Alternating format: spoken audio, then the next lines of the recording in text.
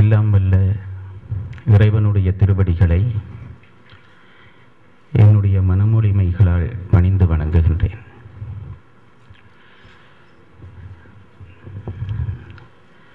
தன்னுடைய பிரசன்னத்தால் இந்த சபையை நிறைத்திருக்கின்ற அந்தன சிவாச்சாரியார் அவர்களுடைய திருவடிகளுக்கு என் பணிவார்ந்த வணக்கங்கள். மங்கள விளக்கேற்றையும் தலைமை உரையாற்றையும் இன்றைய விழாவினுடைய சிறப்பை மென்மேலும் அதிகரித்திருக்கக்கூடிய பெருந்தகைகளுடைய பாதங்களுக்கு என் பணிவார்ந்த வணக்கங்கள்.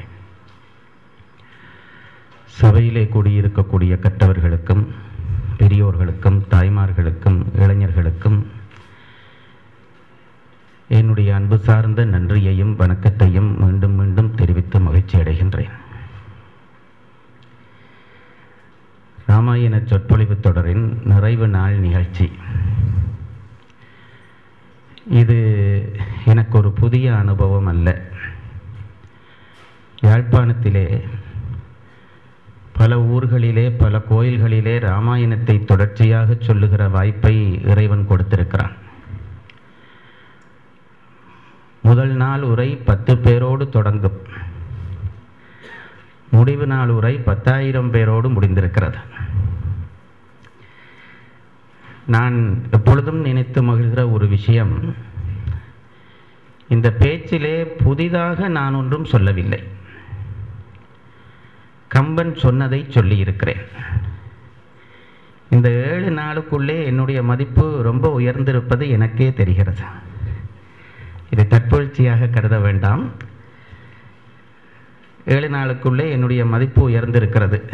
அப்படி இந்த 7 நாளிலே நான் செய்த சாதனை என்ன என்று நினைத்து பார்த்திருக்கிறேன். ஒரு கிளிப்பிள்ளை செய்த வேலையை செய்திருக்கிறேன், அவ்வளவுதான். ஒரு கிளிப்பிள்ளை செய்த வேலை. என்ன வேலை? கம்பன் சொன்னதை நான் திருப்பி சொல்லியிருக்கிறேன், அவ்வளவுதான் நான் செய்திருக்கிறேன். நான் நினைத்து பார்க்கிறது உண்டு, ஒரு பெரும்புலவன் சொன்னதற்கே எனக்கு இவ்வளவு மரியாதை கிடைக்கிறதே, அப்படியானால் சொன்னவனுக்கு எவ்வளவு மரியாதை கிடைக்க வேண்டும் என்று நான் நினைத்து பார்ப்பதுண்டு. அதனால்தான் தமிழுலகம் கம்பனை இத்தனை நூற்றாண்டு கடந்தும் போற்றி புகழ்ந்து பாராட்டி தலையிலே தூக்கி வைத்து கொண்டாடுகிறது. அது பல பேருக்கு விளங்கவில்லை. அவன் சொன்னதை சொன்னாலே நமக்கு மதிப்பு உண்டாகிறது. புதிதாக நான் சிந்திக்க தேவையில்லை, புதிதாக நான் கற்பனை பண்ண தேவையில்லை, புதிய சொல்கள் தேட தேவையில்லை. அவன் சொன்னதை அப்படியே கொஞ்சம் கவர்ச்சி பண்ணி சொல்லுகிறேன், என்னுடைய மதிப்பு உயர்கிறது. நான் அப்படி ஒவ்வொரு தரம் உயர்கிற பொழுதும் நினைப்பது, கம்பன் எப்பேற்பட்ட புலவனாக இருப்பான். அவன் நம் இனத்துக்கு கிடைத்த ஒரு பெரிய வரம். அந்த வரத்தை இந்த இனம் போற்ற வேண்டும் என்று ஒவ்வொருவருடைய பாதங்களிலும் விண்ணப்பித்துக் கொள்கிறேன். ஏனென்றால் பெரும்புலவர்களை போற்ற போற்ற போற்ற நாம் வாழ்வோம், அதில் எனக்கு நம்பிக்கை உண்டு. இன்றைக்கு நிறைவு நாள் என்றபடியால் கொஞ்சம் அலட்டினா மன்னிச்சு கொள்ள வேணும். நான் கல்லூரியிலே படிக்கிற பொழுது ஒரு விஞ்ஞான மாணவன், என்னுடைய ஆசிரியர்கள் எல்லாரும் இருக்கிறார்கள் இந்த சபையிலே. விஞ்ஞான மாணவன்டா ஏதோ பெரிய டாக்டர் இன்ஜினியருக்கு படித்து நினைக்கப்படாது. அந்த நாட்களிலே ஓஎல் ரிசல்ட்ஸ் எடுக்கிற பொழுது 3Cக்கு மேலே எடுத்தால் சயின்ஸ் படிக்கலாம், அப்படி ஒரு சட்டம் இருந்தது. 3Cக்கு மேலே கட்டாயம் எடுக்க வேணும், அதில் 2 பாடம் விஞ்ஞான பாடமாக இருக்க வேணும். நான் ரொம்ப கஷ்டப்பட்டு ஓஎல் பாஸ் பண்ணினேன். ஆனால் என்னுடைய அதிர்ஷ்டமோ அல்லது துரதிர்ஷ்டமோ தெரியல, 5 பாடத்துக்கு சி எடுத்துட்டேன். அப்போ 5 பாடம் சி எடுக்கிறன்றது ரொம்ப பெரிய ரிசல்ட்ஸ். இப்போ எல்லா படியிலையும் கேட்டால் எல்லாத்துக்கும் டீன்றாங்க. ஆகவே அப்போ நான் 5 பாடம் சி எடுத்தோன்னே எங்கள் வீட்டில் என்னுடைய விதி எழுதப்பட்டது, இவர் ஒரு டாக்டர் அல்லது என்ஜினியர் என்று எழுதி கொண்டார்கள். அப்போ அப்படித்தான் எழுதுகிறது, இப்போவும் அப்படித்தான் நினைக்கிறார்கள். அதனாலே நான் விஞ்ஞானம் படிக்கிற மாணவனாக தள்ளப்பட்டேன். விஞ்ஞானத்தில் போய் நான் அங்கே ஒன்றும் பண்ணையில் ஏஎல் 2 தரம் எடுத்து முறைப்படி, அப்போ 4 பாடம் ஏஎலுக்கு 2 தரம் எடுத்து 8 எஃப் எடுத்தோம். அந்த ரிசல்ட்ஸ் எடுக்கிறது ரொம்ப கஷ்டம், லேசாக யாரும் எடுக்க முடியாது. 4 வருஷம் படித்து 8 எஃப் எடுக்கிறது யாராவது முடிஞ்சால் எடுத்து பாருங்க, பார்க்கலாம். நாங்கள் 8 நண்பர்கள் ஃபர்ஸ்ட் டைம் நாங்கள் ஏல் எடுத்த உடனே ரிசல்ட்ஸ் கேட்டால் நாங்கள் 32F தான் சொல்கிறது. தனித்தனியாக ஏன் சொல்லி கஷ்டப்படுவான்ட்டு எல்லாருக்கும் சேர்த்து சொல்லிடுறது. அப்படி ஒரு சாதாரண மாணவன். 7க்கு மேலே நான் படிக்க இல்லை என்றால் பாடம் படிக்கவில்லை. எங்களோட சட்டத்திட்டமான இந்த பரீட்சை முறையிலே நான் படிக்கவில்லை. என்னுடைய வீட்டிலே என்னுடைய வாழ்க்கை பற்றிய வாழ்க்கையினுடைய எதிர்காலம் பற்றிய ஒரு ஐயம் இருந்து கொண்டே இருந்தது. இவர் என்ன செய்ய போகிறார், இவர் என்ன செய்வார், இவர் எதிர்காலம் என்ன. எங்கள் குடும்பத்தில் எல்லாரும் ஓரளவு படித்தவர்கள். நான் தான் எங்கள் குடும்பத்தில் மக்கு என்று தீர்க்கப்பட்ட ஒரு ஆள். நான் இதை என்னத்துக்கு சொல்லுகிறேன் என்றால், என்னை பற்றி ஒரு விளம்பரத்துக்கோ செய்திக்கோ அல்ல. அப்படிப்பட்ட என்னை கம்பன் இன்றைக்கு வரைக்கும் மிகச்சிறக்க வாழ வைத்திருக்கிறான். அதை நான் வெளிப்படையாக சொல்லுகிறேன். பல பேர் என்னை கேட்டிருக்கிறார்கள், தமிழ் படிச்சுட்டு என்ன செய்ய போகிறாய், தமிழ் சோறு போடுமா? போடும். அதற்கு நான் ஒரு முன்னுதாரணம் அல்ல, நான் ஒரு சாட்சி. தமிழ் சோறு போடுமான்ட்டு என் வீட்டிலே நான் திட்டு வாங்கியிருக்கிறேன். என் உறவினர்கள் என்னை பகடை பண்ணியிருக்கிறார்கள், என்னை சார்ந்தவர்கள் என்னை பகடை பண்ணியிருக்கிறார்கள். ஆனால் எனக்கு ஒரு உறுதி இருந்தது, தமிழ் சோறு போடும் என்று. இன்றைக்கு கிட்டத்தட்ட 25-27 ஆண்டுகள் தாண்டி விட்டன. நான் ஒருத்தர்கிட்டையும் நான் கைகட்டி சம்பளம் வாங்கினவன் அல்ல, ஒரு உத்தியோகத்துக்கும் போனவன் இல்லை. எனக்கு இதெல்லாம் என்னுடைய பெருமைகள். ஒரு உத்தியோகத்துக்கும் போனதில்லை. ஏன்னா எனக்கு ஒரு எண்ணம், வேலை என்று ஒன்று செய்தால் நான் இதை எல்லாருக்கும் ஆலோசனையாகவோ அல்லது இதை முன்னுதாரணமாக கொள்ளுங்கள் என்றோ சொல்லவில்லை. இது எனக்கு மட்டும் பொறுத்துகிற விஷயம். கைகட்டி சம்பளம் வாங்கினால் மேலதிகாரிக்கு நான் தலைகுனிய வேணும், நான் தலைகுனிந்தால் தமிழும் தலைகுனியும் என்று எனக்குள்ளே ஒரு கொழுப்பு. ஆகவே நான் ஒரு ஆள் தனியாளாக இருந்தால் என்ன ஒருத்தர் ஒன்றும் பண்ண முடியாது. ஆக என்ன 3 நேரம் சாப்பாடு வேணும், நான் நல்லா சமைப்பேன். இப்போ இங்கே இருக்கிற பெண்களில் யாரும் என்னோட சமையலுக்கு போட்டிக்கு வர முடியாதுன்றது என்னுடைய அபிப்பிராயம். இலக்கியத்தில் கூட என்னோட யாராவது போட்டிக்கு வரலாம், சமையலில் போட்டிக்கு வர முடியாது. அப்படி ஒரு சமையல்காரன். ஆக மிஞ்சி போனால் சமையல் வேலை செய்தாவது பிழைக்கலாம் என்பது என்னுடைய அபிப்பிராயம். அப்படி நினைத்து கொண்டிருந்தேன். ஆனால் கம்பனும் தமிழும் என்னை நன்றாக வாழ வைத்தார்கள். எனக்கு ஒரு குறை இல்லை. இந்த நிமிஷம் இந்த இடத்திலே என் உயிர் போனாலும் நான் நிறைந்து போவேன். அப்படி அந்த வாழ்வு வாழ்ந்திருக்கிறேன். எனக்கு நல்ல பெற்றோர்கள், நல்ல குருநாதர்கள், நல்ல மாணவர்கள், எனக்கு அதெல்லாம் கடவுள் தந்த வரம். தமிழ் என்னை எந்த விதத்திலும் தாழ விடவில்லை. யாழ்ப்பாணத்திலே நான் வாழ்ந்த 15 ஆண்டுகள் அல்ல, நான் சொல்கிறது அந்த பிரச்சனையான காலம் 15 ஆண்டுகள் யாழ்ப்பாணத்திலே நான் வாழ்ந்திருக்கிறேன். அப்போ லைட் இல்லை யாழ்ப்பாணத்தில். ஒருத்தர்கிட்டையும் கார் வாகனம் பெட்ரோல் இல்லாதபடியாக வாகனம் இல்லை. ஆனால் எனக்கு லைட் இருந்தது யாழ்ப்பாணத்தில். அப்போ யாரும் காரில் பெரிய வசதியானவர்களும் போனதில்லை. நான் பிரசங்கத்துக்கு காரில் தான் போனேன். இது ஒரு பெருமைக்கு சொல்லவில்லை. தமிழ் சோறு போடும், நம்பினவர்களுக்கு சோறு போடும். கம்பன் சோறு போடுவான். அதனாலே தான் கம்பன் சொல்கிறான். நான் அந்த பாட்டை முதல் சொல்லியிருக்க வேண்டும், இன்றைக்காவது சொல்ல விருப்பம். கம்பனை படித்தால் என்ன நடக்கும், பயன் சொல்லுகிற ஒரு முறை இருக்கிறது. கம்பராமாயணத்தை படித்தால் என்ன நடக்கும், என்னென்ன கிடைக்கும், நினைத்தை படித்து கொண்டு வணங்கி படிக்கிறவர்களுக்கு என்ன கிடைக்கும்? நாடிய பொருள் கைகூடும். கம்பனுடைய வாக்கு பொய்க்காது, நம்புங்கள், பொய்க்காது. நாடிய பொருள் கைகூடும், ஞானமும் புகழும் உண்டாம், வீடியல் வலியதாக்கும், வேரியங் கமலை நோக்கும். வீடு பேறு கிட்டும் என்கிறார்கள். கம்பனை படிக்கிறவனுக்கு வீடு பேறு கிட்டும், அதில் சந்தேகமே கிடையாது. இந்த பிறவியில் கிடைக்காட்டியும் அடுத்தடுத்த பிறவியில் கிடைக்கும். வீடியல் வலியதாக்கும், வேரியங் கமலை நோக்கும். வாசனை பொருந்திய தாமரை பூவில் இருக்கிற மகாலட்சுமி திரும்பி பார்ப்பாள்.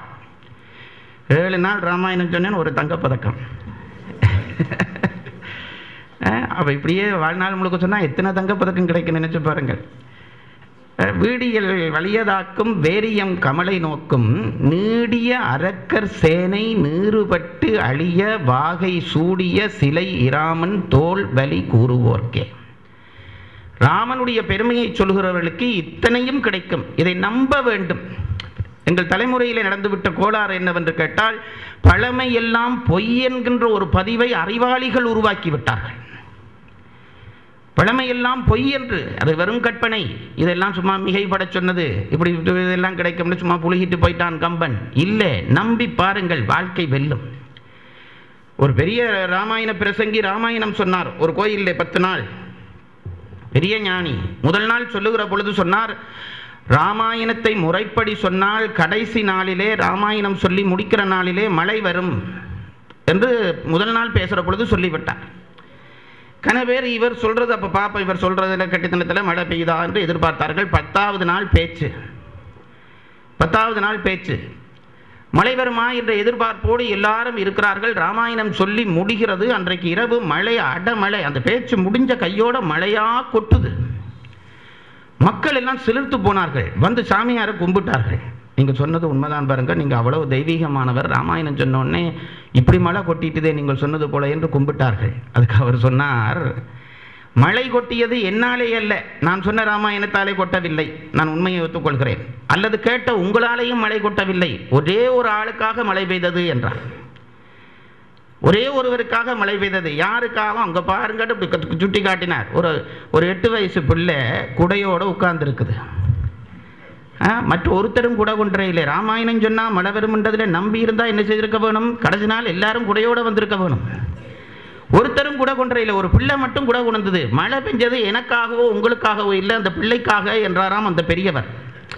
நம்புகிறவர்களுக்காக எதுவும் நடக்கும், அதை நம்புங்கள். வலிமையோடு நினைத்தால் தமிழைப் போல ஒரு தெய்வீகமான மொழி உலகத்திலே கிடையாது. சத்தியம் பண்ணி சொல்வேன். வாழ்வியலையும் வெற்றியாக்கி தரும், வீட்டியலையும் வெற்றியாக்கி தரக்கூடிய ஒரே பாஷை. வேறு எந்த பாஷைக்கும் இந்த சக்தி இருக்கும் என்று நான் நம்பவில்லை. மனிதர்களை இணைத்து தரக்கூடிய ஒரு பாஷை. அந்த பாஷையினுடைய தலைமை புலவனை போற்றுகிற வாய்ப்பை இந்த 7 நாளும் எனக்கு உருவாக்கி கொடுத்தார்கள் இந்த கதிரகாமம் பிள்ளை குடும்பத்தினர். அவர்களுக்கு நான் ரொம்ப நன்றி கடமைப்பட்டிருக்கிறேன். யாழ்ப்பாணத்தை விட்டு வரும் பொழுதே என் தொழில் முடிந்தது. அங்கே பேசுகிற போதிய அளவு பேசியாச்சு. கயிறு கட்டி பாதை விரித்து என்னை விட்டுருக்கிறார்கள் உள்ளுக்கு. புகழ்ச்சிக்கு சொல்ல இல்லை. இந்த பழைய கழிந்தது இரங்கல் சொன்னால் அது புகழ்ச்சி இல்லை, அப்படி சொல்லுகிறேன். அப்படி ஒரு காலம் இருந்து முடிஞ்சு போச்சு. யாழ்ப்பாணத்தை விட்டு வந்ததோடு நினைச்சேன், இனி கடவுள் பேசினது போதும் என்று சொல்லிவிட்டார். அதனாலே கம்பன் விழாக்கள்லேயே நான் அதிகம் பேசுவதில்லை. எங்கள் தம்பிமாருக்கு அது பெரிய குறை. அவர்கள் என்னென்றால் இன்னும் என்ன வச்சு பேசித்தான் பெருமைப்படுகிறது என்று முடிவோடு இருக்கிறவர்கள். நான் அவர்கள் பேச வேண்டும் என்று விரும்புகிறவன். அப்படி எல்லாம் போதும், இனி பேச்சு போதும். கொழும்பில் நான் பேசவில்லை என்ற குறை அவர்களுக்கு நிறைய உண்டு. என்னவோ தெரியவில்லை, நான் ஒதுங்கி ஒதுங்கி ஒதுங்கி போக அது கூட வேண்டும் என்ற காலம் தமிழ்ச்சங்கத்திலே தான் நிகழ்ந்திருக்கிறது. ஆகவே தமிழ்ச்சங்க நிர்வாகிகள் எல்லோருக்கும் என்னுடைய நன்றிகள். ஒரு பிடிவாதமாக நான் இருந்தேன். கம்பன் கழகத்திலே நான் பேச மாட்டேன், அதிலே உறுதி சொன்னேன். ஏனென்றால் எங்களுக்கு நாங்கள் சபை அமைத்துக் கொள்ளக்கூடாது என்பதிலே எனக்கு தெளிவான ஒரு முடிவு. கம்பன் கழகம் எங்கள் அமைப்பு, அதிலே நானே ஒரு கூட்டம் கூட்டி நானே பேசுவதை என்னுடைய புகழுக்கு நான் பொருள் சேர்ப்பதாகவோ அல்லது கூட்டம் சேர்ப்பதாகவோ இருக்கக்கூடாது என்பதிலே உறுதியாக இருந்தேன். நாங்கள் வருடந்தோறும் இந்த ஒரு தொடர் சொற்பொழிவு செய்தோம். எத்தனையோ தரம் என்னை கேட்டார்கள், அந்த தொடர் சொற்பொழிவை நீங்கள் செய்ய வேண்டும் என்று. நான் ஒத்துக்கொள்ளவில்லை.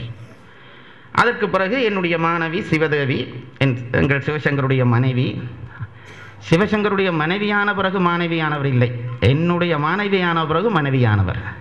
ஆகவே சிவசங்கருக்கும் என்பால் கடமை உண்டு, அதை சொல்லி வைக்க விரும்புகிறேன். அந்த இங்கே கொழும்புக்கு வந்து நான் தேடின சில சொத்துக்கள் இருக்கின்றன, அதை நான் மறக்க மாட்டேன். எனக்கு மாணவர்களாக வாய்த்தவர்கள், இப்பொழுதும் என் திருக்குறள் மாணவர்கள் இருக்கிறார்கள்.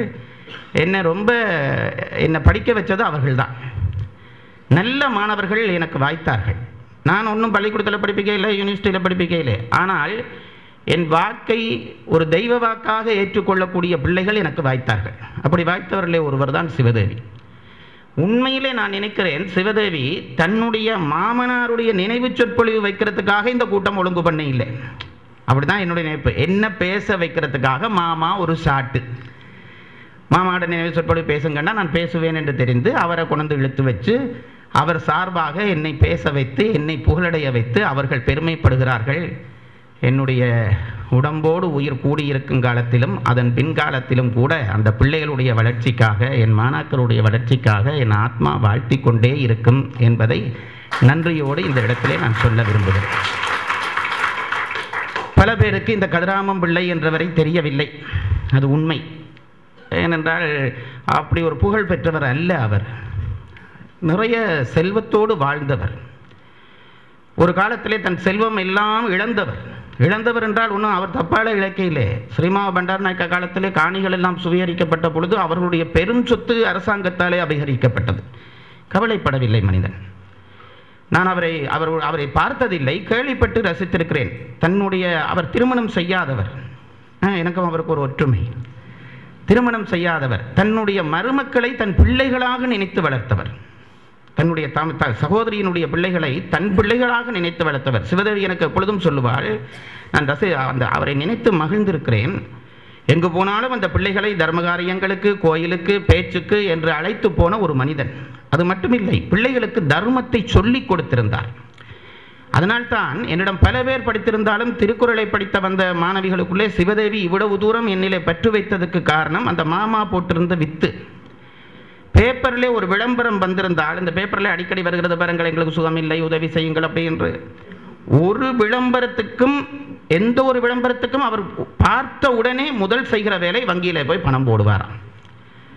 அவர் யார் என்று தெரியாது, தன்னுடைய கடமை. ஏனென்றால் பத்திரிகையிலே ஒரு கோரிக்கை விடப்பட்டிருக்கிறது, இன்னும் சுகம் இல்லை, எங்களுக்கு பணம் தேவை என்று யாராவது செய்தால் முதல் வேலை அன்றைக்கு பத்திரிகை படித்ததும் வங்கியிலே போய் அந்த குறிப்பிட்ட நம்பருக்கு பணம் போடாமல் ஒரு காலமும் அவர் வாழ்ந்ததில்லை என்று சிவதேவி சொல்ல கேள்விப்பட்டிருக்கிறேன். அப்படியான ஒரு அற மனிதனுடைய பெயரிலே அறத்தை சொல்ல கிடைத்தது ஒரு பாக்கியம். அந்த குடும்பத்துக்கும் என் நன்றிகள். இந்த பேச்சு வெற்றி பெற்றதுக்கு மிக முக்கியமான ஒரு காரணம் கர்த்தா இருக்கிறார். அவரையும் நான் நன்றியோடு சொல்ல வேண்டும். அது யார் என்று கேட்டால், இந்த ஒளிபெருக்கியை எனக்கு ஒழுங்கு பண்ணி தந்து கொண்டிருக்கிற எங்களுடைய நிலாம்டீன். அது கம்பன் கழகத்து வீட்டு பிள்ளை தான். அவரும் பொல்லாத சண்டைக்காரன், அப்படி தான் நான் அவருக்கு பெயர் வைத்திருக்கிறேன். ஆனால் நல்லவர். நான் சொல்கிறதுண்டு, எங்களுடைய பேச்சுக்கு இதுதான் சுருதிப்பட்டி. சங்கீதக்காரருக்கு சுருதிப்பட்டின்னா பேச்சு போயிடும், இந்த பாட்டு போயிடும். எங்களுக்கு மைக்கில் ஒரு கொஞ்சம் பிழை விட்டால் பேச்சு போயிடும். எத்தனையோ பேச்சு அரவாசியில் குழப்பிட்டு நான் யாழ்ப்பாணத்தில் போயிருக்கிறேன் மைக் பிழைச்சதுக்காக. இது ஒரு சம்பிரதாயபூர்வமான நன்றி இல்லை. உண்மையிலே எனக்கு இந்த ஒலிபெருக்கி என்பது பேச்சாளர்களுக்கு ரொம்ப முக்கியம். அது பல பேர் நினைத்து கொண்டிருக்கிறார்கள் இது சப்தத்தை பெருப்பிக்கிறது என்று. அப்படி இல்லை, ஒரு சபையை கட்டுப்படுத்துகிற யந்திரம். ஊர்கோயிலில் நான் படாத பாடுபட்டிருக்கிறேன். கோயிலில் கூட்டிக் கொண்டு போய் மூலஸ்தானத்துக்கு முன்னுக்கு மைக்கை வச்சுட்டு பேச சொல்லுவார்கள். மைக்கில் சத்தம் ஒன்றும் கேட்காது. என்ன தம்பின்னு கேட்டால், அது வெளியில் மரங்களில் கட்டி இருக்குது ஹோன்னுவார்கள். பனைமரம் தென்னமரம் கட்டி ஊரில் எல்லாம் கேட்பேன். நான் சொல்கிறது, எனக்கு கேட்கலையே ஒன்றும் என்றால் நீங்கள் ஒன்றும் யோசிக்காமல் பேசுங்க. அங்கே இல்லை, அவையில் வீட்டில் இருந்து கேட்பினும். மைக்கை பற்றியே விளங்காமல் இருக்கிற மைக்காரர்கள் எத்தனையோ பேர் இருக்கிறார்கள், ஒளிபெருக்கிக்காரர்கள். எனக்கு இந்த ஒழுங்கை செய்திருந்த நிலாம்டீனுக்கு என்னுடைய மனமார்ந்த நன்றிகளும் வாழ்த்துக்கள். நீண்ட நன்றியுரை சொல்லிவிட்டேன். ஒரு கொஞ்சம் சொல்ல வேண்டி இருக்கிறது. இன்றைக்கு மங்கள விளக்கேற்றிய தலைமையுரையாற்றிய பெரியவர்கள் பற்றி ஒரு சில வார்த்தைகள். அதற்கு பிறகு நேராக என் உரைக்குள்ளே போகிறேன். இன்றைக்கு திருக்கல்யாணம் சொல்ல வேண்டும், அது ஒரு மகிழ்ச்சி. யாழ்ப்பாணத்திலே திருக்கல்யாணம் சொல்லுகிற பொழுது மக்கள் எல்லாம் பூக்கள் கொண்டு வந்து ஆகாயத்திலே போட்டு மகிழ்ந்து கொண்டாடின காட்சியை நான் கண்ணாலே கண்டிருக்கிறேன். அதெல்லாம் அந்த மண்ணுக்கு ஏன் இந்த சாபம் இந்த நிமிஷம் வரையும் புரியவில்லை. இன்றைக்கு மங்கள விளக்கேற்றிய ஐயா கணபதி பிள்ளை அவர்கள் நான் சிவசங்கரதை முன்னணியிலே சொன்னார், ரொம்ப ஆத்ம வளர்ச்சி பெற்ற ஒரு மனிதர். புகழ்ச்சிக்காக சொல்லவில்லை, அப்படி சொல்ல விரும்புவதும் இல்லை. ஒரு சில நேரங்களிலே சிலரை புகழ வேண்டித்தான் இருக்கிறது, அது தவிர்க்க முடியாத சந்தர்ப்பங்கள். சில பேரை நான் மனதிலே இருந்தே என்னுடைய வார்த்தைகள் பிறக்கின்றன, அதை உறுதிப்பட சொல்லுகிறேன். ஏனென்றால் செல்வம் சேர்ந்த உடனேயே பல பேர் ரொம்ப கீழே இறங்கி விடுவார்கள். கல்விக்கும் செல்வத்துக்கும் உள்ள வித்தியாசம் இதுதான். செல்வம் ஒரு மனிதனை ரொம்ப கீழ்நிலைக்கு கொண்டு போய்விடும். செல்வத்திலே ஒட்டாமல் இருக்கிற செல்வன் தான் உண்மை செல்வன். அத்தகைய ஒரு செல்வர் கணபதி பிள்ளை அவர்கள். ரொம்ப ஆத்ம வளர்ச்சி பெற்றவர். அவருடைய உரையாடி பார்த்தவர்களுக்கு தெரியும். அவருடைய வாழ்க்கையிலே பேரதிர்ச்சிகள் எல்லாம் நடந்தன. அப்பொழுதெல்லாம் நான் அவரை பார்த்து பாடம் பயின்றிருக்கிறேன். அவர் அதை ஏற்றுக்கொண்டு அவர் அதை ஜீரணித்த விதம் எல்லாம் எனக்கு என் வாழ்க்கையிலே ஒரு பாடம். அதனாலே எனக்கு ஒரு குருநாதர் போல மதிக்கிற ஒரு மனிதர் அவர் இன்றைக்கு விழாவை ஆரம்பித்து வைத்திருக்கிறார். ஆகவே இந்த மங்களம் இந்த உலகம் முழுவதும் பரவுவதற்கு அது ஒரு வாய்ப்பாகும் என்று கருதி அவருக்கு நன்றி சொல்லுகிறேன். அடுத்தவர் தலைமை உரையாற்றிய எங்கள் மாலா சபாரட்னம் அவர்கள் என்னோடு சண்டைக்கு வந்திருக்கிறார். நான் ரொம்ப மதிக்கிற ஒரு பெண்மணி. எனக்கு 5 பெண்களை ரொம்ப பிடிக்கும். இன்னும் நீங்கள் சந்தேகமாக சிரிக்கிறீங்க. 5 பெண்களாலே நான் ரொம்ப ஈர்க்கப்பட்டவன். அதிலே முதல் பெண் இந்திரா காந்தி. எனக்கு ரொம்ப பிடிக்கும் இந்திரா காந்தியை. என் வாழ்க்கையிலே நான் ஒரு லட்சியவாதியாக நான் ஒருவரை கற்பனையிலே வைத்திருக்கிறேன் என்றால் இந்திரா காந்தி தான். எனக்கு அந்த அம்மாவில் என்ன பெருமை என்று கேட்டால், பெண்மை குன்றாமல் ஒரு பெண்மையினுடைய அதி உயர் வீச்சை இந்த உலகத்துக்கு எடுத்து காட்டியவர். பெண்மையில் கடைசி வரைக்கும் அந்த அம்மா பெண்ணாகவே இருந்தார். பெரிய சாதனை செய்த பெண்கள் இருக்கிறார்கள், ஆனால் அந்த வீச்சு வந்தோன்னா பெண்மை போயிடும். இந்திரா காந்தியிலே கடைசி நிமிஷம் வரைக்கும் அந்த பெண்மை குன்றாமல் இருந்தது. கடைசி காலத்தில் அவர் இறந்த உடனே டிவியில் அப்படி காட்சியாக காட்டினாங்க. நான் ஒரு கிழமை படுத்த படுக்கையிலிருந்து அழுதுருக்கிறேன்னு பாருங்க. எங்களோட பக்கத்து வீடு வீடுலாம் என்ன வந்து ஆறுதல் படுத்துறதுக்கு எங்கள் வீட்டில் செத்த வீடு மாதிரி இருந்தது. அப்படியே அழுக துன்பப்பட்டேன் இந்திரா காந்தியினுடைய மரணத்திலே. அவளுடைய ஒவ்வொரு அடியும் பெண்மை குறம்பாத, அதே நேரத்திலே ஒரு பராசக்தியினுடைய விரிவை காணுகிற காட்சி. அப்படி மயங்கி இருக்கிறேன் அந்த அம்மையாரெல்லாம். அந்த பெண்மணி ஒரு பெண்மணி. அதுக்கு பிறகு MS சுப்புலட்சுமி. அந்த அம்மாவை பார்த்தாலே எனக்கு சந்தோஷம். கடைசி காலத்தில் அவரை போய் சந்தித்தேன். அவங்க கையால் எனக்கு கோப்பை ஊற்றி தந்து குடித்தேன். அப்படிப்பட்ட ஒரு தெய்வீக பெண்மணி, அவரை பிடிக்கும். அதுக்கு பிறகு சவுந்தரா கைலாசம், ஒரு பெரிய பெண்மணி, அவர்களை ரொம்ப பிடிக்கும். அடுத்ததாக 4வது பெண்மணி இந்த பெண்மணி. இவர்களையும் எனக்கு என்ன விருப்பம் என்று கேட்டால், அதுவும் சிலதை புழுக வேண்டியதான் பாருங்கள், அதில் ஒன்றும் நட்டம் இல்லை. ஏனென்றால் மற்றவர்களுக்கு இது ஒரு முன்னுதாரணத்துக்காக, அவர்களை நான் புழுகித்தான் இனி ஒன்றும் அவர்கள்ட்ட பெற வேணும் இல்லை, அப்படி பெற்றாச்சு.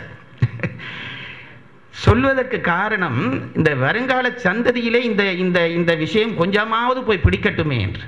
அவர்களுடைய ஆளுமை நான் பார்த்து ரசித்திருக்கிறேன். பல பேருக்கு அவர்கள் உதவி செய்கிறார்கள், அதுவல்ல, அவர்கள் இருக்கிற நிறுவனத்திலே அவர்கள் ரொம்ப போற்றப்பட்ட நிலையிலே வைக்கப்பட்டிருக்கிறார்கள், ரொம்ப மதிப்பான நிலையிலே இருக்கிறார்கள். ஒரு முறை நான் கேள்விப்பட்டேன், ஒரு இளைஞனுக்கு, யாழ்ப்பாண இளைஞனுக்கு அவர்கள் வேலை எடுத்து கொடுத்திருந்தார்கள்.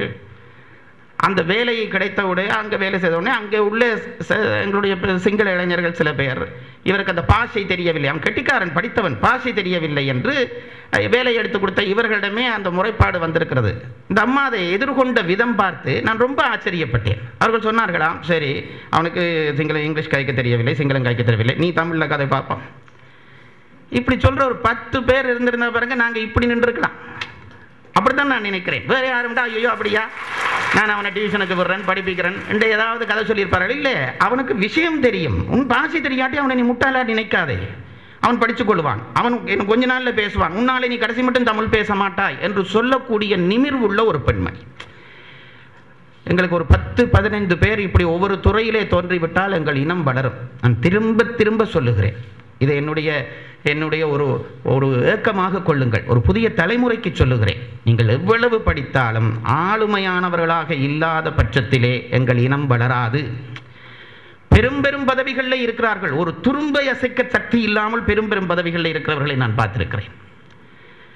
ரொம்ப கீழ்நிலையிலே இருந்தாலும் நாங்கள் பயப்பட தேவையில்லை. நாங்கள் நேர்மையாக தர்மமாக இருக்கும் வரைக்கும் யாருக்கும் பயப்பட தேவையில்லை. அவன் ஏதாவது செய்வான், இவன் ஏதாவது செய்வான் என்று கும்பிடுறதே எங்களுக்கு தொழிலா போச்சு. நிமிர்ந்து நிற்கிற இத்தகைய ஒரு பெண்மணி. நான் பாரதியாரை ரொம்ப ரசிக்கிறது உண்டு. அவன் சொன்னான், நிமிர்ந்த நன்னடை, நேர்கொண்ட பாவை, நிலத்தில் யாருக்கும் அஞ்சாத நெஞ்சம், திமிர்ந்த ஞானச்செருக்கும் இருப்பதால் செம்மை மாதர் சிரம்புவதில்லையா. அது கன பேருக்கு அந்த பாட்டு சரியா விளங்கே இல்லை. நிமிர்ந்த நன்னடைன்னு இப்படியே தெரியல. கடைசி வரியை, அந்த பாட்டில் இருக்க கடைசி வரியை முதல் 3 வரியோடையும் சேர்க்க வேண்டும். திமிர்ந்த ஞான செருக்கும் இருப்பதால் நிமிர்ந்த நன்னடை, அது இல்லாமல் நிமிர்ந்து நடந்தா பார்க்க சகிக்காது. திமிர்ந்த ஞான செருக்கும் இருப்பதால் நேர்கொண்ட பார்வை, திமிர்ந்த ஞான செருக்கும் இருப்பதால் நிலத்தில் யாருக்கும் அஞ்சாத நெஞ்சம். நான் ஒருத்தருக்கும் பயன்பட்ட வாடா பாப்பம் என்றது இல்லை, பாரதி சொன்னது. அந்த செம்மை மாதராக இன்றைக்கு எங்கள் முன் வாழுகிற அம்மையார் திருவடிகள் போற்றுகிறேன். அவர் எனக்கு பிடித்த 4வது பெண்மணி. 5வது ஆரண்டு நீங்கள் ரொம்ப ஆர்வமாக இருப்பீங்க, நான் சொல்ல மாட்டேன். ஏன்னா நான் ஒரு திட்டம் போட்டு தான் சொல்லியிருக்கேன். ஏன்னா கீழே இறங்கினோன்னு கொஞ்சம் பேர் வந்தால், அப்போ எங்களை உங்களுக்கு பிடிக்காத ஆக்கமும் நிவினம் அவையில் வேலைக்கு சொல்லுவேன், 5வது ஆள் நீங்கள் தான் என்று சொல்லி தப்பிடுவேன். அந்த 5வது ஆள் கடைசி வரையும் ரகசியமாகவே இருப்பார் என்பதை சொல்லிவிட்டு, நான் யாருக்காவது நன்றி சொல்ல தவறு இருந்தால் அதுக்கு மன்னிப்பு கோரி ராமாயணத்துக்குள்ளே நுழைகிறேன். நேற்றைய தினம் ராமனும் சீதையும் அண்ணலும் நோக்கி அவளும் நோக்கிய காட்சியை கண்டு மகிழ்ந்தோம். ரொம்ப பேர் ராத்திரி வெள்ளத்தெட்டையில் நித்திர கொள்ளையில் என்று கேள்வி.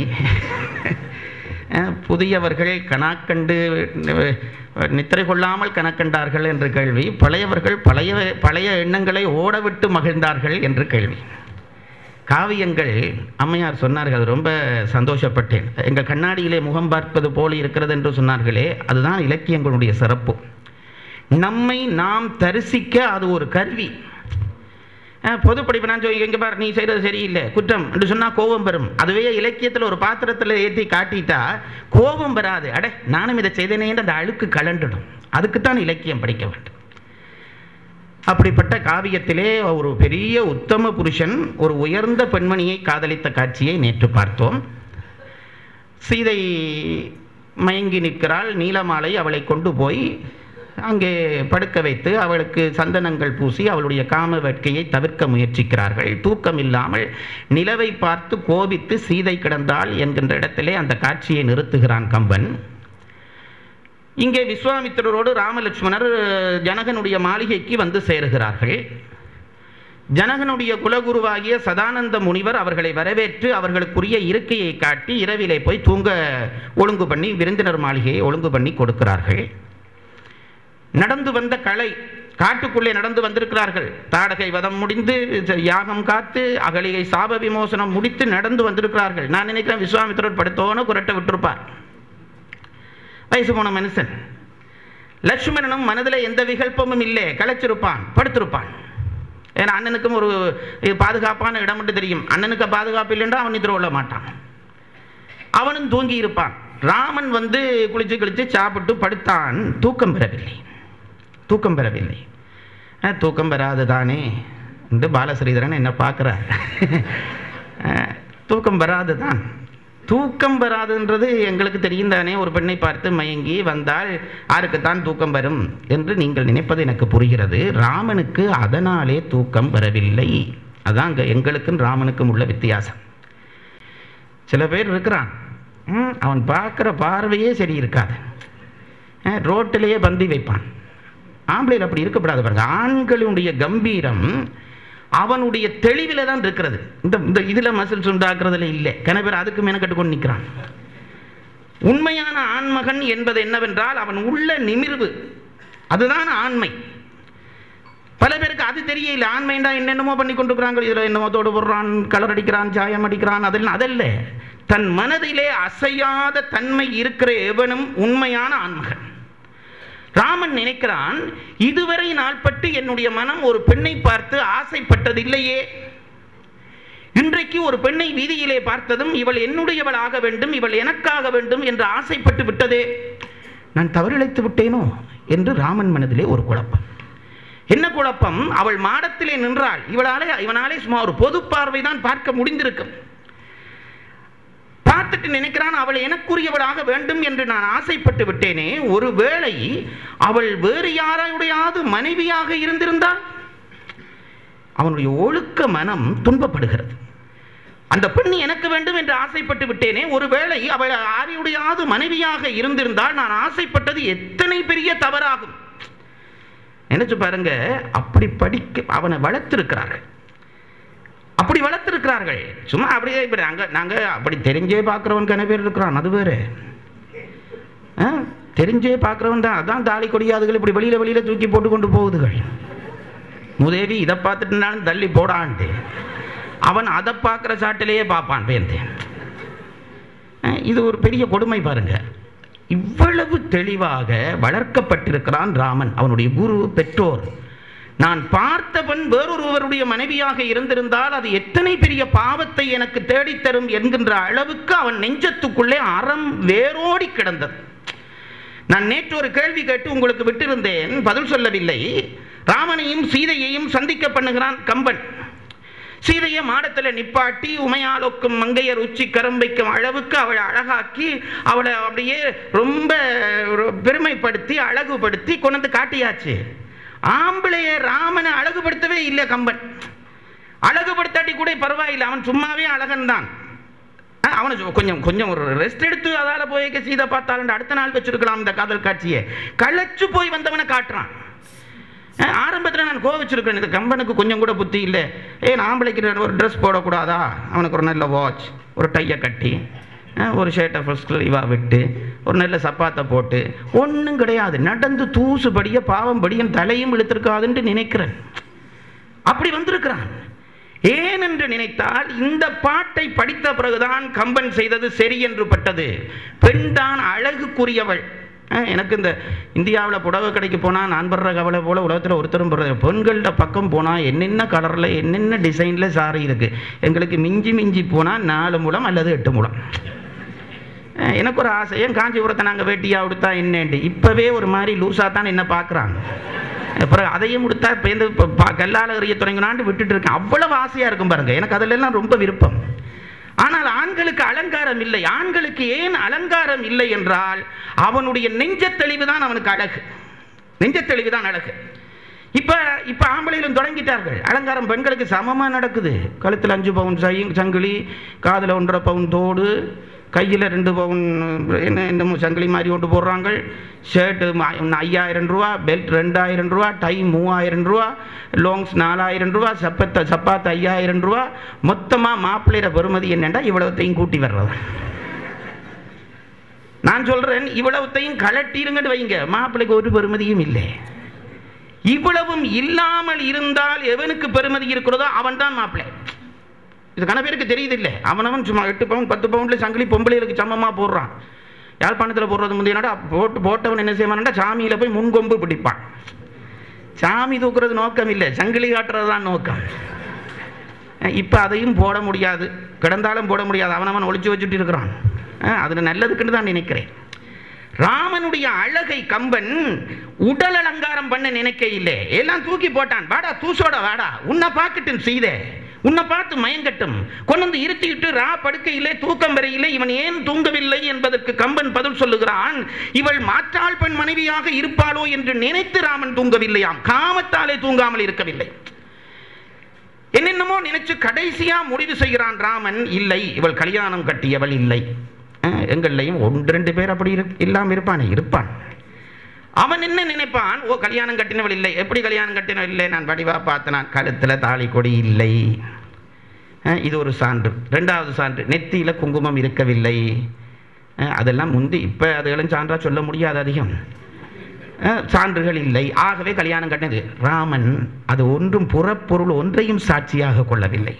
என்ன நினைத்தான், கடைசியில் சொல்லிட்டு படுக்கிறான். என்ன சொன்னாம, ஆகும் நல்வழி அல்வழி என் மனம் ஆகாது. இவ்வளவுதான். என்னுடைய மனம் ஒரு விஷயத்திலே போனால் அது இது நாள் வரைக்கும் போன விஷயம் எல்லாம் நல்ல வழியில தான் போயிருக்கிறது. என் மனம் இது நாள் வரைக்கும் போனதெல்லாம் நல்வழியிலே தான் போயிருக்கிறது. கெட்ட வழியில என் மனம் நான் விட்டாலும் அதுவா போகாது. அதுதான் ரொம்ப கெட்டது. மனதை அந்த பயிற்சிக்கு கொண்டு வரணும் பாருங்க. நாங்க விட்டாலும் கூட பிடிச்சு கெட்டதுல போடாண்டு மனதை தள்ளினாலும் மனம் போகப்படாது. கொஞ்ச நாள் பயிற்சி கொடுத்தா அப்படி மனம் வரும். நெற்றவா உன்னை நான் மறக்கினும் சொல்லுனா நமச்சிவாயவே, நீ பேசாம இரு, நான் தன் சொன்ன பழக்கத்தில் சொல்லும் இல்லை. நினைச்சான் என்ற மனம் போயிருந்தா அது சரியாத்தான் இருக்கும், அவள் எனக்கு உரியவளாத்தான் இருப்பாள். இது நாள் வரைக்கும் அது பிழையா போனதில்லை, இன்றைக்கும் போயிராது. நினைச்சோன்னு நினைச்சான். ஆகவே பாகு நெல்மொழி பைங்கொடி கண்ணியே என்று சொல்லிட்டு படுத்தான், நித்திரையா போனான். இதுதான் ராமன். இந்த தெளிவு எங்கள் ஆண் பிள்ளைகளுக்கு வர வேண்டும்.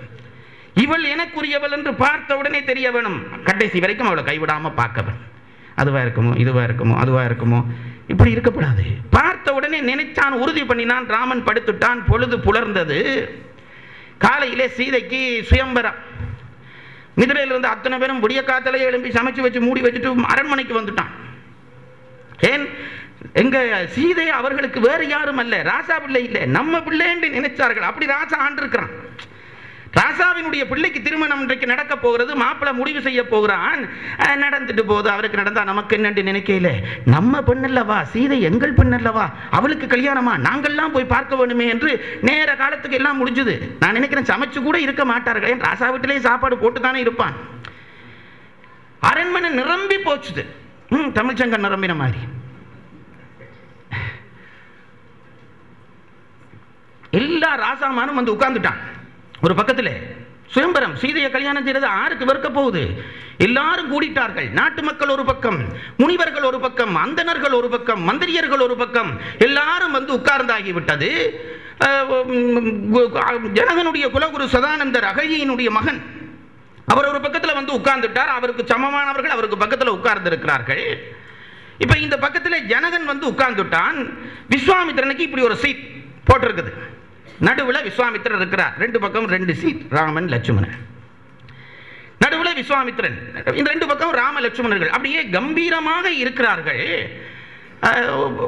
இவர்கள் யார் என்ற கேள்விக்கு சதானந்தன் கேட்க விஸ்வாமித்திரர் ராமனை அறிமுகப்படுத்துகிறார். இந்த சபையில் அறிமுகப்படுத்துகிறார். இவர்கள் எப்படிப்பட்டவர், எந்த பரம்பரையிலே வந்தவர், இவன் எப்பேற்பட்ட வீரன்.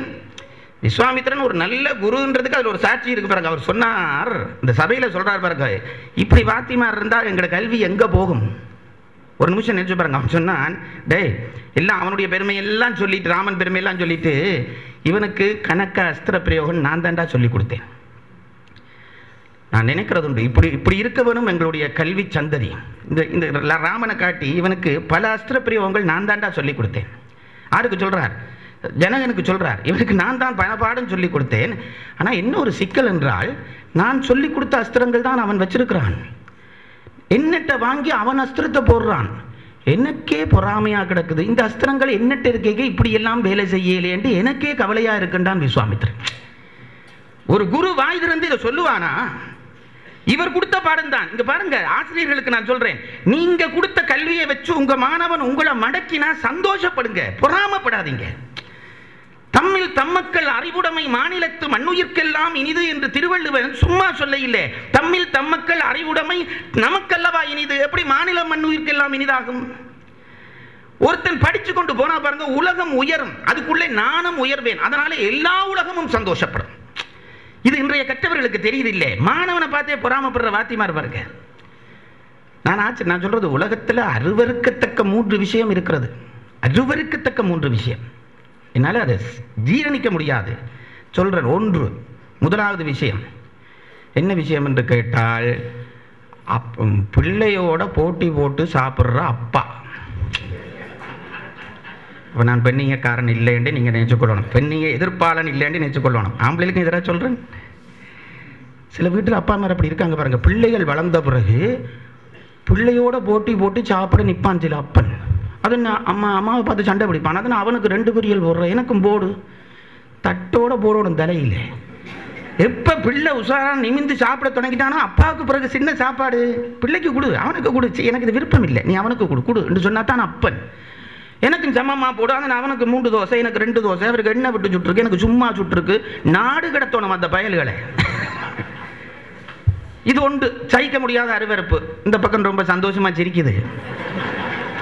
நம்ம வீட்டில் இருக்கிறதெல்லாம் இதுகளுக்கு அப்படி இவருக்கு அப்படி தெரிஞ்சதுண்டு. 2வது அருவருப்பு என்னென்று கேட்டால், தன் பெண் பிள்ளை வளர்ந்து குமர்பிள்ளையான பிறகும் அந்த பிள்ளைக்கையோட போட்டி போட்டு அலங்காரம் பண்ணணும்னு நினைக்கிற அம்மா இருக்கிறா பாருங்க.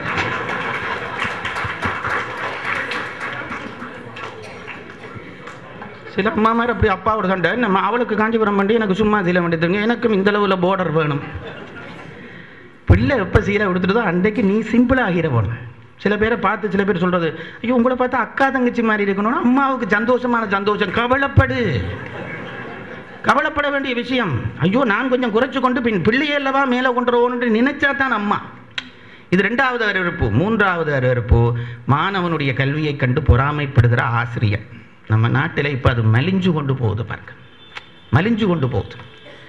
பிள்ளைகளுடைய கல்வி வளர்ச்சி கண்டு பெற்றோர்கள் ஆசிரியர்கள் குதூகலிக்கவன். என்ன என் மாணவன் மடக்கினான் என்றால் அன்றைக்குத்தான் நான் வெற்றி பெற்றதாவே. விஸ்வாமித்திரன் சொன்னான், ஜனகனை பார்த்து சொல்கிறான், நான் தான் இவனுக்கு ஆயுதங்கள் கொடுத்தேன், நான் கொடுத்த ஆயுதம் ஈந்தேனும் மனமுற்க இவர்க்கே அவள் செய்குனவாள் என்றான். கொடுத்தது நான் தாண்டா, எனக்கே மனம் உக்கும் போகும்படியாக என்னட்ட இருக்கே அதெல்லாம் இந்த மாதிரி வேலை செய்யல, அவன்கிட்ட போனா அப்படி வேலை செய்துன்றான் விஸ்வாமித்திரன். இதை சபையில சொல்றானா இருந்தா அவனுடைய மனம் எந்த அளவு பூர்ணப்பட்டு இருக்க வேண்டும் நினைச்சு பாருங்க. அறிமுகம் எல்லாம் முடிஞ்சது.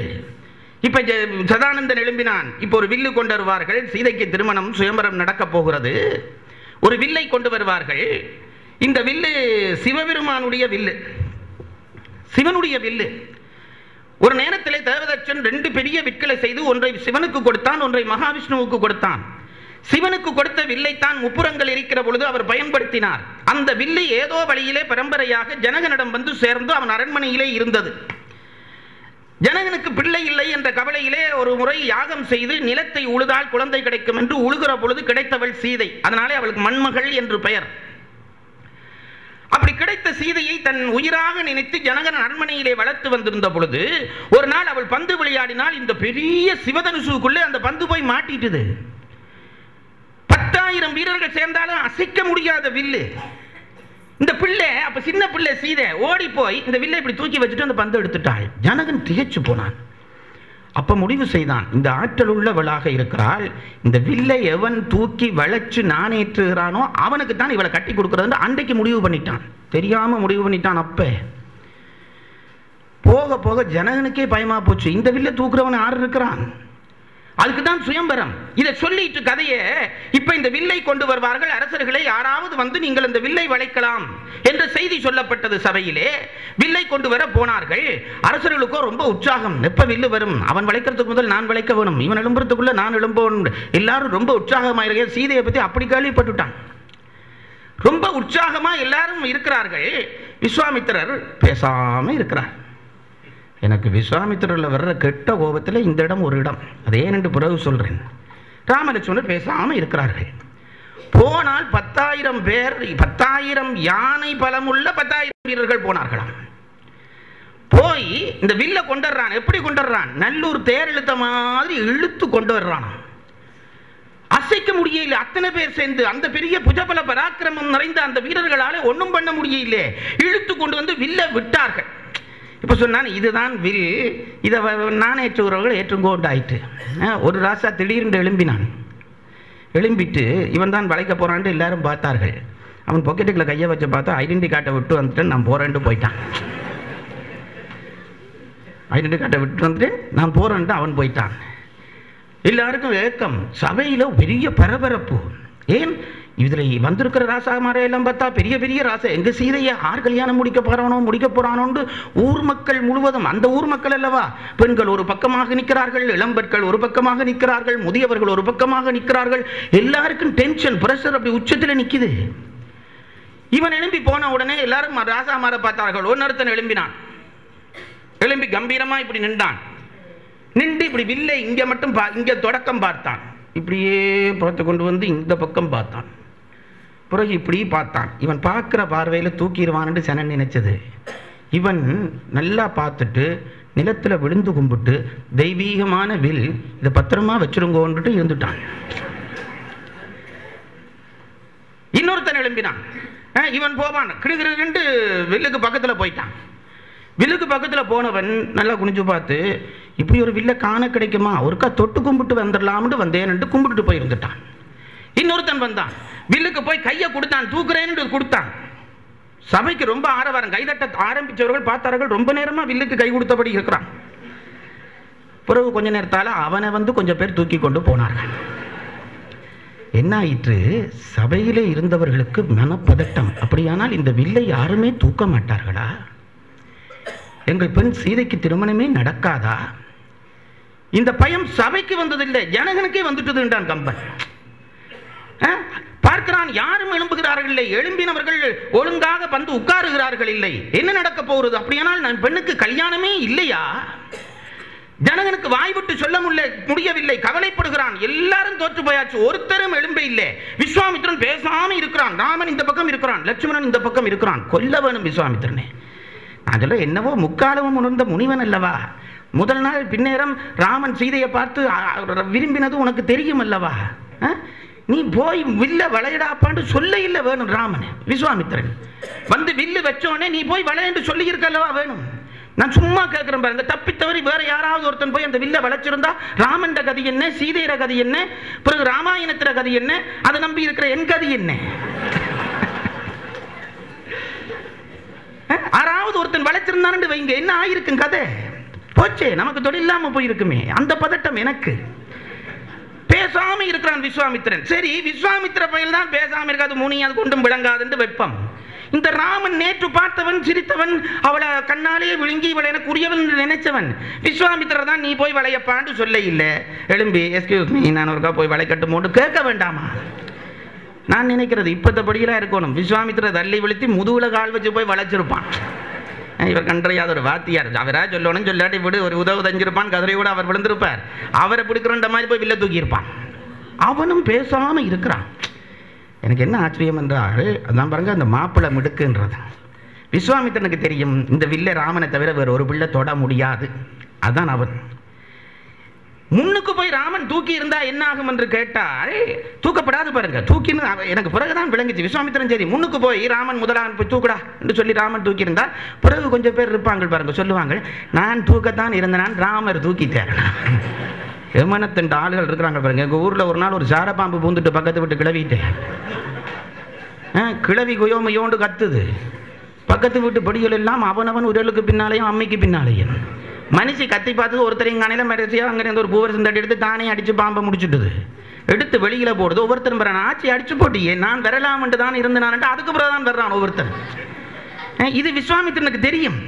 இப்படி சொல்லுவான்னு தெரியும். விட்டா ராமன் முதல் முறிச்சிருந்தா நாங்கள் முறிச்சிருப்போம், அதுக்குள்ள முறிச்சிட்டார், சரி என்ன செய்யறது, அவர் வச்சிருக்கட்ட மட்டும் சொல்லுவான். இதுக்கு சான்ஸே கொடுக்கப்படாதுன்றது விஸ்வாமித்திரோட அபிப்பிராயம். இதெல்லாம் கம்பன் சொல்லையில நான் யோசிச்சது. பேசாம விட்டு பார்த்தாரு. இப்ப எல்லாரும் பேசாம இருந்துட்டான், இனி ஒண்ணும் முடியல. அதுக்கு பிறகாவது சொல்லலாமே, சரி சொல்லப்படாதுன்னு விஸ்வாமித்திரன் வேற அப்பதான் ஏதோ சும்மா நினைக்கிறேன் பாட்டு ஏதாவது பாடிக்கொண்டு இருந்திருப்பான். அங்க இப்படி பார்த்து பார்த்துட்டு இருக்கிறான். ஏன் பெண்ணை பித்தவர் ஒருக்கா கெஞ்சட்டும் இவன் எண்ணம்.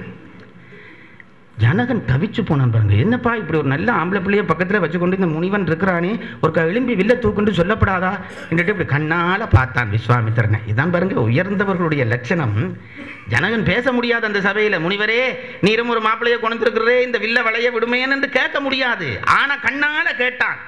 அந்த கம்பர் சொல்லுகிறார், போதகம் அணையவன் பொலிவை நோக்கி. அப்படியே விஸ்வாமி அந்த ஜனகன் என்ன செய்யறானா, அந்த கண் பார்வை ராமனை இப்படி முழுசா பார்க்குதான். யானை குட்டி மாதிரி இருக்கிறானாம். யானை குட்டினா நீங்க என்ன நினைச்சிடாதீங்க, இது வேற விதமான யானை குட்டி. அது யானையினுடைய கம்பீரத்துக்கு போதகம் அணையவன் பொலிவை நோக்கி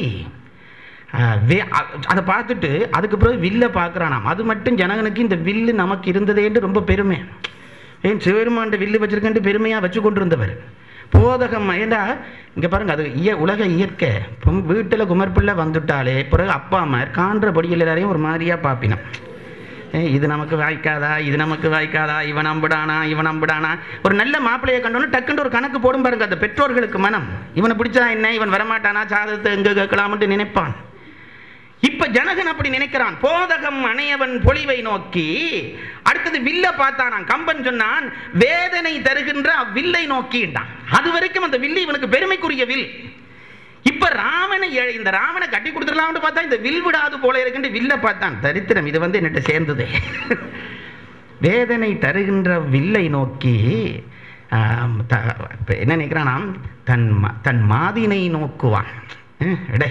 இந்த வில்லு மட்டும் இல்லாட்டி இந்த சீதைக்கு இவனை கட்டி கொடுத்துருக்கலாமே. போதகம் அணையவன் பொலிவை நோக்கி வேதனை தருகின்ற வில்லை நோக்கி தன் மாதினை நோக்குவான் மனத்தை நோக்கிய கோதமன் பெருமுனி கூறல் மேயினான். இந்த இது வரைக்கும் பேசல. அவனை அப்படி ஒரு மாதிரி விஸ்வாமித்திரனை கெஞ்சி பார்க்கிறான். டேய் இந்த வில்ல தெரியாம வச்சுட்டேன்டா, நல்ல மாப்பிள்ளையா இருக்கடா, அவனை கட்டி கொடுத்துடா என்ற சீதைக்கு என்று கண்ணால கெஞ்சி நான் விஸ்வாமித்திரனை. அதுக்கு பிறகுதான் விஸ்வாமித்திரர் அசைஞ்சார். அசைஞ்சிட்டு என்ன சார், அப்போ உடனே கிளம்பி ராமா போ அப்படி ஒன்றும் கிடையாது. கொண்டைய அவுத்து ஒருக்கா கட்டினார். கம்பன் பாடுறான் பாருங்க. இதான் இதுன்றது எனக்கு ரொம்ப இந்த சின்ராசாண்டு ஒரு தவில் மேதை இருந்தவர், உங்களுக்கு தெரியுமோ தெரியல, மகாமேதை. தட்சணாமூர்த்தியே தெரியும். சின்ராசாவுடைய பெருமை பல பேருக்கு தெரியாது. அதை எழுத வேண்டும் நினைச்சு கொண்டிருக்கிறேன். இனிவில் சின்ராசா பெரிய ஒரு ராங்கி பிடிச்ச கலைஞன். எங்கள் ஊரில் எங்கள் கம்பன் கழகத்தில் நாங்கள் தியாகராஜ சுவாமி உற்சவம் நடத்தினோம். எல்லா நாதஸ்வர தவில் வித்வான்களும் இருந்து வாசிப்பார்கள், பஞ்சரத்னம் வாசிப்பார்கள். சின்ராசாட்ட சொன்னால், சின்ராசா என்ன செய்யும் என்றால் எல்லா வித்வான்களும் வந்து உட்கார்ந்துருவார்கள் மேடையில். அது பார்க்கவே லட்சணமாக இருக்கும். அத்தனை 14 சகல தவில் நாதஸ்வரம் வந்துடும். சின்ராசா வரமாட்டார். முதல் தொடங்கின ஒன்று தான் அப்போ வந்து இறங்கி அதுக்கு பிறகு சனத்தை விலத்தி கொண்டு தான் வருவார். இதெல்லாம் ஒரு கலைஞன் மிடுக்கு பாருங்க. ஆக்களை விலத்தி கிழத்து உடனே எல்லாரும் சின்ராசா வருது சின்ராசா வருதுன்னு அப்போ தான் பார்ப்பான். வந்து உட்காருவார். உட்கார்ந்து எனக்கு பதட்டம், இந்த ஆள் லேட்டா வந்துட்டதே இருந்து தவில்கள் எல்லாம் கலட்டி வச்சாச்சு, சரி எல்லாரோடையும் சேர்ந்து வாசிக்க தொடங்க போறாருண்டா அப்படி இப்படி பார்ப்பார். அப்ப வீரமணி ஐயர் அந்த மூலையில் இருப்பார். வெத்தில இருக்கோண்டு அந்த நேரம் கேட்பான் பாவி. இவர் ரொம்ப உணர்ச்சி வசப்படுவார். வீரமணியா தெரிஞ்ச தெரியும். அவர் உடனே எங்கேயாவது தேடி எடுத்து வெத்தலை கொடுப்பார். எடுத்து அப்பதான் அதுக்கு சுண்ணாம்பு தடவி, அங்க கச்சேரி நடந்து கொண்டிருக்கும், தடவி எல்லாம் எதுவும் மடிச்சு வாயில போட்டு சப்பி, இவ்வளவுத்துக்கும் ஜனன் நாதசுரம் ஒன்றையும் பார்க்காது, இந்த ஆள் வெத்தலை போடுறது தான் பார்க்கணும். வாயில போட்டு சப்பிட்டு தவில எடுத்தா பாருங்க, பிறகு மிச்ச தவிலாம் கீழே தான். அப்படி ஞானச்செருக்கிறவன் இந்த விளையாட்டுலாம் விடணும். சில பேர் இது ஒன்றும் இல்லாமல் இந்த விளையாட்டு விடுறான். பிறகு இவர் வெத்தலை போட்டு கதைக்க தொடங்கி, இதுக்கோ இவர் இவ்வளவு நேரம் மெனக்கிட்ட ஜனம் கொல்ல நிற்கும். அந்த திமிர் இருக்கு பாருங்க, அந்த திமிர் விஸ்வாமித்திரனுக்கு. இவன் கெஞ்சி பார்த்தான். கெஞ்சி பார்த்த உடனே முடிய அவுத்து இப்படி ஒரு இறுக்கி கட்டினான் விஸ்வாமித்திரன். ராமன் பேசாம இருக்கிறான். பிறகு ராமனை ஒரு பார்வை பார்த்தான். நல்ல நல்ல வாத்தியார், நல்ல சிஷியனுக்கு இதெல்லாம் லட்சணம் பாருங்க. பேச தேவையில்லை, பேச்சு தான் ஏதோ பெருசு எல்லாரும் நினைச்சு கொண்டிருக்கிறார்கள். பேச்சு ஒன்றும் இல்லை பாருங்க. அறிவு குறைய குறைய பேச்சு கூடும், அறிவு கூட கூட பேச்சு குறையும். நீங்க எல்லாம் மௌனமா இருக்கிறதால உங்களோட அறிவாளிகள் தெரியுது, நான் கத்துறதால நான் முட்டாளன்னு தெரியுது. இயற்கை பாருங்க, உண்மையா சொல்றேன். அது இப்ப நான் இதுல சொல்றது பொய்யா இருக்கலாம், உண்மை அது. ராமனும் விஸ்வாமித்திரனும் உணர்வொத்த ஆசிரியமானவர்கள், பேச தேவையில்லை. இப்ப இந்த நேரத்தில் இன்றைய சினிமாவாகட்டும், இன்றைய நாடகமாகட்டும், இதுக்கு கதவசனம் எழுத விடுங்க, என்ன எழுதுவார்கள் பார்க்கலாம். ராமா, உன்னுடைய வீரத்தை காட்டுவதற்கான நேரம் வந்து விட்டது, உன் புஜபல பராக்கிரமத்தை காட்டுவதற்கு பொங்கி எழு ராமா. ராமர் கிடுக்கிண்டு எழும்புவார். படா பைத்தியக்காரா, கம்பனா அப்படி வசனம் எழுதுவான்? கம்பன் என்ன செய்தான், ராமனை பார்த்து விஸ்வாமித்திரர் பேசலையா, இப்படியே இருந்துட்டு இப்படி திரும்பி ராமனை ஒரு பார்வை பார்த்தார்.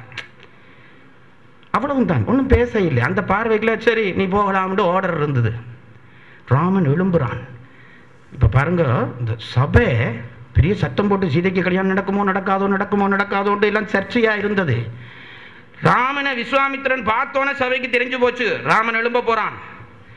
இப்ப கம்பன் நினைக்கிறான், ராமன் எழும்புற அழக சொல்ல வேணும். சும்மா ஆம்பளை இல்லை, அவன் எழும்புறான், கதிரையிலிருந்து எழும்புறான். இதுக்கு ஒரு பாட்டு ஒருத்தன் பாடுவானா, யாரும் பைத்தியக்காரன் பாடுவான். கதிரையிலிருந்து ஜெயராஜ் எழும்பினார்ன்றதுக்கு ஒரு கவிதை, அவனை கொல்ல வேணாமோ. கம்பன் பாடுறான். கம்பன் இவன் இப்படி எழும்புறான், இப்படி எழும்பினானா, அவன் எழும்பினது எப்படி இருந்ததுன்னு கேட்டா கம்பன் சொல்லுகிறான், அந்தணர்கள் யாகம் வளர்ப்பார்களே, அப்படி யாகம் வளர்க்கிற பொழுது அந்த ஒரு கட்டை வச்சிருக்கிறார்களே அப்படி அந்த தலையோட, அதுல நெய்யை வார்த்துட்டு இப்படியே அந்த நெய்யை வார்ப்பார்கள். நெய்யை வார்த்தா அந்த அக்கினி, அந்த ஓமகுண்டத்தில் இருக்கிற அக்கினி அப்படி எழும்பும் பாருங்க. பார்த்துருக்குறீங்களோ? பார்க்காதவர்கள் இனி இருந்தாலும் பார்த்து தெரிஞ்சு கொள்ளுங்க. அந்த அக்கினி எப்படி வளரும் என்றால், அந்த நெய் விட விட விட விட அந்த நெருப்பு இப்படி இப்படி இப்படி இப்படி இப்படி இப்படி இப்படி இப்படி எழும்பி வரும். மண்ணெண்ணெய் விடுற மாதிரி இல்லை அடுப்புக்கு, அது பொக்குண்டு எழும்பும். அப்படி எழும்புறவனும் சில பேர் இருக்கிறான் கதிரையில். இவன் எழும்பினா மற்றவன் ஓட தொடங்கிடுவான். அப்படி இல்லை, ராமன் எழும்புகிறான். கம்பன் சொன்னான், பொழிந்தனை வாகுதி வாய்வழி பொங்க எழுந்த கொழுங்கணல் என்ன எழுந்தான். கண்ணுல தெரியலையா ராமன் எழும்புறது? பொழிந்தனை ஆகுதி வாய்வழி பொங்க எழுந்த கொழுங்கணல் என்ன எழுந்தான். இப்படி எழும்பி ராமன் நிற்கிறான். நெருப்பெலும்பின மாதிரி இருக்குது என்றார் கம்பன். நெருப்பெலும்பின மாதிரி இருந்தது. சபையில அது வரைக்கும் எல்லாம் சத்தம் போட்டவன், கதைச்சவன், பேசினவன் எல்லாம் பக்குண்டு பேச்ச நிப்பாட்டி போட்டான். பெண்டுகள் எல்லாம், டே இது என்னடா ராமன், இவனா ராமன் இப்படி எழும்புறானே, ஆளை பார்த்தாலே ஜோதியா இருக்கிறானே, கருவல் படியன், அவனை பார்த்து சிவந்த படின்னு சொல்லுது ஜனம். அப்படியே எழும்பி நிற்கிறான் ராமன். எழும்பினோனே அடே சான்ஸ் ஒன்று கிடைச்சது, இந்தா விட்டே நான் பாருண்டு ஒட்டே ரேசா ஓடி போய் வில்ல தூக்கையில. எழும்பி நின்ற ராமன் அப்படி கம்பீரமா திரும்பி இப்படி சபையை பார்த்து ஒரு சிரிப்பு சிரிச்சான். ஒரு போஸ், போட்டோ எடுக்கிறார்கள், ராமலிங்க வண்ணை எல்லாம் எடுக்கணும். நின்ற இடத்துல இப்படி பார்த்து சிரிச்சான். சபை அப்படி ஒரு ஊசி விழுந்தா கேட்கிற சபை. அப்படி சிரிச்சவன் முனிவரை கண்ணாலேயே ஒரு நமஸ்காரம் பண்ணினான். அப்படி காலடி எடுத்து தூக்கி வச்சான். அப்படி மெல்ல மெல்ல நடக்கிறான். ஒவ்வொரு நடைக்கும் அங்க இருக்க பெண்டுகளுக்கெல்லாம் நெஞ்சு பக்கு பக்குன்னுது. கம்பன் சொன்னான், மாக மடங்களும் மால்விடையும் பொன் நாகமும் நாகமும் நாண நடந்தான். அவன் நடை எப்படி இருந்ததாம்? சிங்கன் நடக்கிற மாதிரி இருந்தது, யானை நடக்கிற மாதிரி இருந்தது. மலை நாகமும் நாகமும் நான் நடந்த மலை வெட்கப்பட்டுச்சுதான். மாக மடங்களும் மால்விடையும், இந்த எருது நடக்கிறத பார்த்துருக்கிறீங்களோ? எங்க இப்ப அதெல்லாம் பார்க்க வேண்டிய சந்தர்ப்பம், டிவியிலேயாவது பார்த்துருவோம். எருது நடந்தா பாருங்க, அந்த திமில ஆட்டிக்கொண்டு ஒரு நடக்கும். அதை பார்த்தவங்களுக்கு தான் தெரியும். மண்டிராவை கழட்டி விட்டா அந்த நடையில இருக்கிற கம்பீரம். அப்படி நடந்தான் ராமன். மாக மடங்களும் மால்விடையும் பொன் நாகமும் நாகமும் நாண நடந்தான். அப்படி கிட்ட போயிட்டான், வில்லுக்கு கிட்ட போய் இப்படி நிக்கிறான். அது வரைக்கும் சபையில சத்தம் இல்லை. இப்ப ராமன் அந்த வில்லை இப்படி பார்க்கிறான். பார்த்தோன்னே பழையபடி சபைக்குள்ள ஒரு சத்தம் தொடங்கிச்சுண்டார் கம்பர். எந்த பக்கத்துல ஏண்டா, பெண்கள் பக்கத்துல சத்தம் தொடங்கிச்சு. அம்மா கோவிக்கப்படாத, என்னது இயல்பா அங்கதான் தொடங்குது, நான் என்ன செய்யறது? அப்படி தொடங்கினோடனே கம்பனை அங்கே கொண்டு போயிட்டு கேமராவை கொண்டு போகிறான். கொண்டு போனால் பெண்டுகளில் கொஞ்சம் வயசு போன அம்மா மாதிரி இருந்துச்சு. நம்ம மற்றதுலாம் நெஞ்சில் கை வச்சோன்னு என்ன நடக்க போகுது பயத்தில் இருக்குதுகள். இந்த இருந்த ஒரு கிழவி இருந்தாள். கிழவி அவள் கொஞ்சம் வாய்க்கார கிழவி. அவளுக்கு பொல்லாத கோபம் வந்துட்டுது. பக்கத்தில் இந்த கிழவிட்ட சொன்னால், எங்கட ராசா ஜனகன் இருக்கிறாரு, அது வரைக்கும் ஜனகன் வாழ்க ஜனகன் வாழ்க என்று சொல்லி கொண்டிருந்த கிழவி, நம்ம சீதைக்கு கல்யாணம் நடக்குமோண்டு ஏங்கி கொண்டிருந்த கிழவி, இப்போ இந்த கிழவி பக்கத்தில் இருந்த கிழவிக்கு ஒரு இடி இடிச்சுது. உங்கள் பேர் அவர் ராசாவே அண்டிச்சுது. அவள் பார்த்தாலே என் ராசாவுக்கு என்ன, இவனும் ஒரு ராசாவா அண்டிச்சு, தண்ட ராசாவே. ஏன் ராமனை கண்டோன்னு அந்த கட்சி மாறிட்டுது. அது முதல் ஜனகன் தான் ராசாண்டு இருந்தது. ராமனை கண்டோன்னா இவர் என்ன கிழட்டு ராசா போட்டோம், அவர் வரட்டும் இது நினைச்சிட்டுது. வந்தோன்னே இடிச்சு போட்டு சொல்லிச்சு, இந்த ராசா எங்க ஜனகன் ராசாவுக்கு கொஞ்சமாவது வெக்கம் இருக்கணுமே, வெக்கம் கட்ட ராசா அண்டிச்சுது. இவள் கேட்டால், ஏண்டி அப்படி சொல்றேன், நம்ம ராசாவே வெக்கங்கட்ட ராசாவே, வேற என்ன வெக்கங்கட்ட ராசான்னு சொல்லாம என்ன சொல்றது? வள்ளல் மனத்தை மகிழ்த்தனன் என்றால் கொள்ளன முன்னம் கொடுப்பதே அல்லால் வெள்ளம் அணைத்தவர் வில்லை எடுத்து இப்பிள்ளை முன் வைத்தது பேதமை என்றாள். பார்க்க தெரியலையா ராமனை பாரு, அவன் என்ன மாதிரி நடந்து வந்தான் பாத்தியா? சிங்கம் மாதிரி இல்லை அவன் நடந்து வந்தான், அதிருது இல்லை.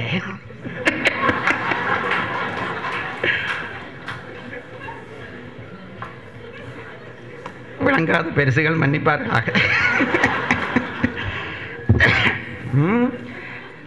கிழவி சொல்லுது, அப்படி நடந்து வர்றான் பார், அவனை பார்த்தோன்னு தெரியலையா இவன் தான் சீதைக்கு மாப்பிள்ளைன்ட்டு.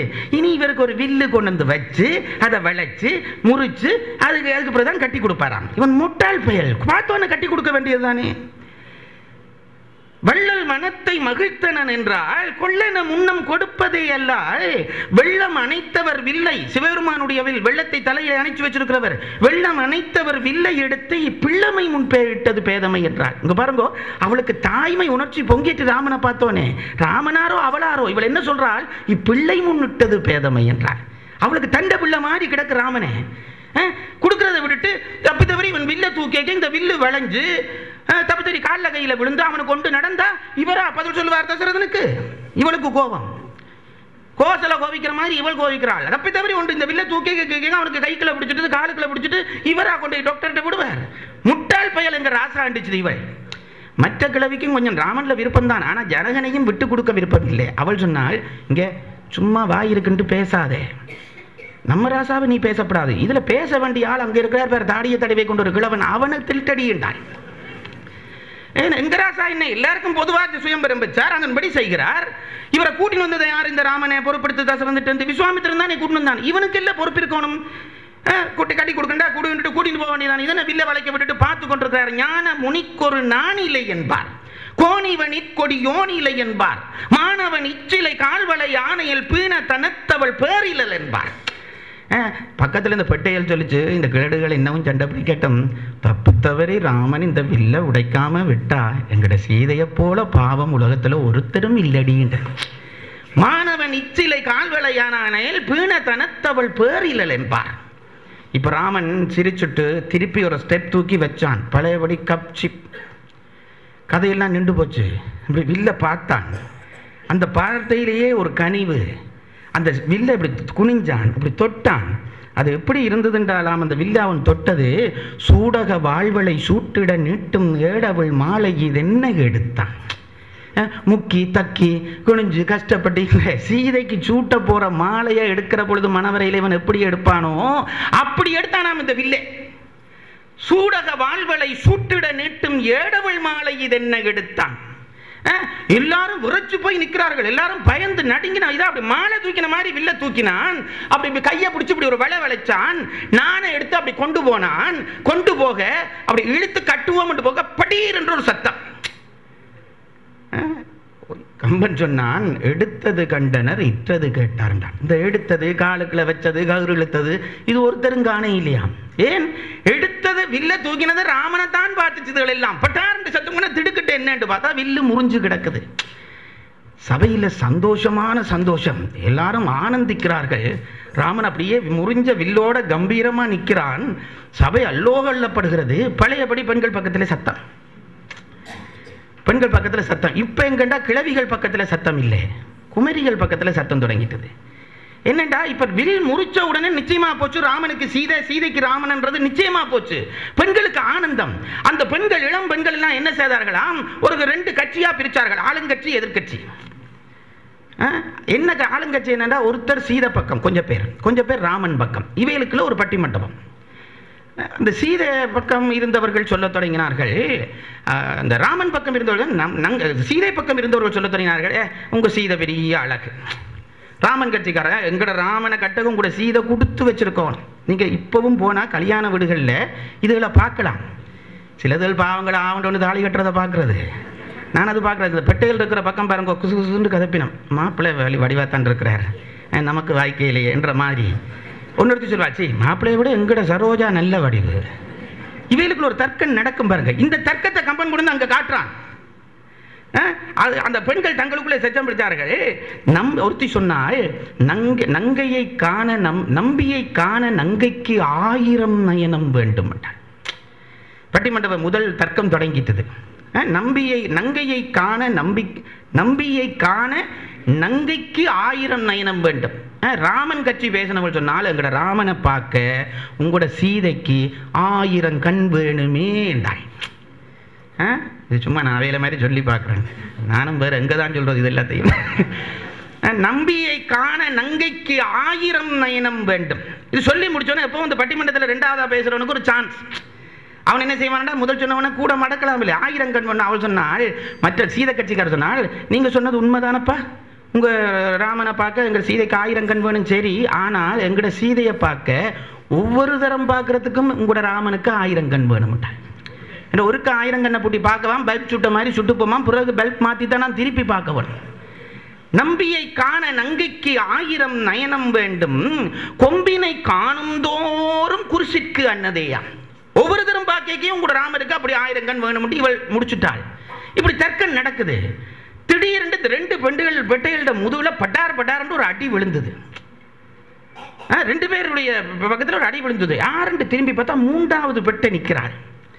3வது பெட்டை நிற்கிறாளே, ஏண்டி அடிச்ச எங்களுக்குன்னு கேட்டோன்னே, இங்கே உங்களுக்கு என்ன பைத்தியமா, ராமன் வடிவா சீதை வடிவா, இனி என்னடி இதை பற்றி கதைச்சு பிரயோசனம், ராமனுக்கு சீதை, சீதைக்கு ராமன் ஆகி போச்சு, இனி நாங்கள் கதைச்சு பிரயோசனம் இல்லை, உதலம் மெனக்கடாதீங்க, பக்கத்தில் லட்சுமணன் நிற்கிறான், அவனை பாருங்கடி என்றால் இவள் காரிய கட்டு. நம்பியை காண நங்கைக்கு 1000 நயனம் வேண்டும், கொம்பினை காணும் தோறும் குருசிற்கும் அன்னதேயாம் தம்பியை காணும் என்பார். தம்பியை பாருங்கடி என்றால் கொஞ்சம் பேர். இப்படி வாதம் நடக்க ஒரு கிழவி வந்தாடு. முதல் கிழவி என்று சொன்ன இந்த கிழவி வந்துச்சு, டே சத்தம்படாதீங்க, என்ன உங்களுக்கு கொஞ்சம் கூட வெக்கம் இல்லையா, குமர் பிள்ளைகள் பேசுற மாதிரியா பேக்குறீர்கள், அவனை பார் இவனை பார் தம்பியை பார், மூச்சு பேசப்படாது என்றாள். அந்த காலத்தில் பேச சொன்னால் சின்னங்கள் பயப்படும். அப்போ பயந்துட்டு தொழுதுகள், பெட்டையிலெல்லாம் குறைச்சி போய் நின்றுதுகள். இது ஒரு முஸ்பாத்தி கிழவி.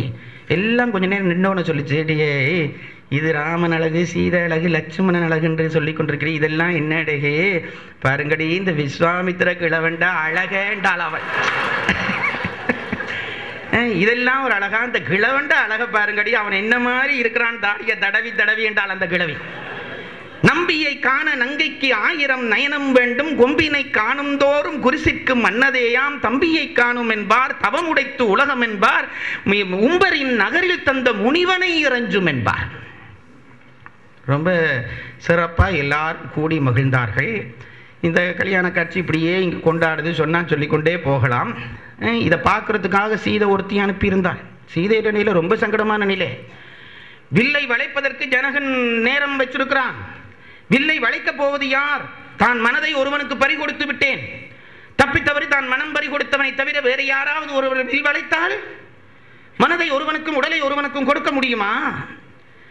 அப்படியானால் என் நிலை என்னாவது? ஆகவே நீலமாலையை கூப்பிட்டாள். நீலமாலை, என் நிலை இப்படியாக இருக்கிறதடி, நான் சபைக்கும் வர முடியாது, யார் வில்வளைக்கிறார்கள் என்ற செய்தியை பார்த்து எனக்கு ஒரு தரம் நீ வந்து சொல்ல வேண்டும் என்று நீலமாலையை அனுப்பி வச்சிருந்தாள். அவள் அங்கே இருந்தாள் அந்த சபையிலே. ராமன் வில் முறிச்சோன முனிவனோட வந்தவன் தான் முறிச்சோடனே இவளுக்கு சரின்னு தெரிஞ்சு போச்சு. இந்த செய்தியை சொல்றதுக்கு அவள் ஓடுறாள் ராமன்கிட்ட. சீதையிடம். எனக்கு இதெல்லாம் மறந்தே போகுது. அவள் ஓடுகிறாள். வடங்களும் குலைகளும் வான வில்லிட தொடர்ந்தப்பும் கலைகளும் துயிலும் சோர்தர நுடங்கிய மின்னென நொய்தின் எய்தினாள் நெடுந்தடங் கிடந்த அந்நீல மாலையே என்றான் கம்பன். ஓடுறாளாம் அவள். கம்பனுக்கு மூட் வந்த இடங்கள்ல இந்த உடம்பாங்க ஓடுறதை காட்ட வேணும்னு ஒரு பாட்டு வச்சிருக்கிறான். கம்பனை படிக்கிறதுக்கு எத்தனை இதுக்குன்னு ஓடுறதை காட்டும். நீல மாலை ஓடுறது. இப்போ ஒரு நல்ல செய்தி, திடீர்னு ஒரு நல்ல செய்தி வந்துட்டுது. ஏஎல்ல 4 பாடமும் சித்தி அல்லது 3 பாடமும் சித்தி வந்துட்டுது. இது அம்மாட்ட போய் சொல்லுவான்னு ஓடுறான், அல்லது யார்கிட்டையாவது சொல்லுவான்னு ஓடுறான். அது அவனவன் இஷ்டம். ஓடுற பொழுது அந்த சந்தோஷத்தை சொல்ல எப்படி ஓடுவான்னு தெரியுமா? ரொம்ப தூரத்துக்கு போய் சொல்ல வேணும். முதல் ஓடுகிற பொழுது கொஞ்சம் தூரம் ஓடி, இந்த சந்தியில் அந்த சந்தி மட்டும் ஓடி மூச்சு விட்டு கொஞ்சம் நின்று, அப்புறம் அடுத்த சந்திக்கு ஓடினோன்னு அங்கே போய் ஒருக்கா நின்று மூச்சு விட்டு நின்று வீடு கிட்ட வந்துனோன்னா மூச்சு விடவே மாட்டான் பாருங்க. மூச்சு அடக்கி கொண்டு ஓடி போய் கிட்டையில போய் சொல்லுவான். இந்த ஓட்டத்தை காட்ட வேணும் என்று கம்பன் நினைக்கிறார். இந்த ஓட்டத்தை காட்ட வேணும் என்று நினைச்சு நீலமாறைய ஓடுகிறத கம்பன் சொல்லுகிறார். என்று கொண்டுள் நைந்து நைந்து ரங்கி விம்மி விம்மியே. இந்த பாட்டு லட்சணம் பாருங்க, பொருள் சொல்ல இல்லை, இந்த சவுண்டில் கண்டுபிடிங்க. நான் சொன்னது இருக்குது. முதல் வரியில கமா போடுறார். என்று கொண்டுள் நைந்து நைந்து ரங்கி விம்மி விம்மியே பொந்தினித்த கொங்கை மங்கை இடரின் மூழ்கு போதின் வாய். 2வது சந்தியில மூச்சு விட்டுட்டார். என்று கொண்டுள் நைந்து நைந்து ரங்கி விம்மி விம்மியே மூச்சு விட்டாச்சு.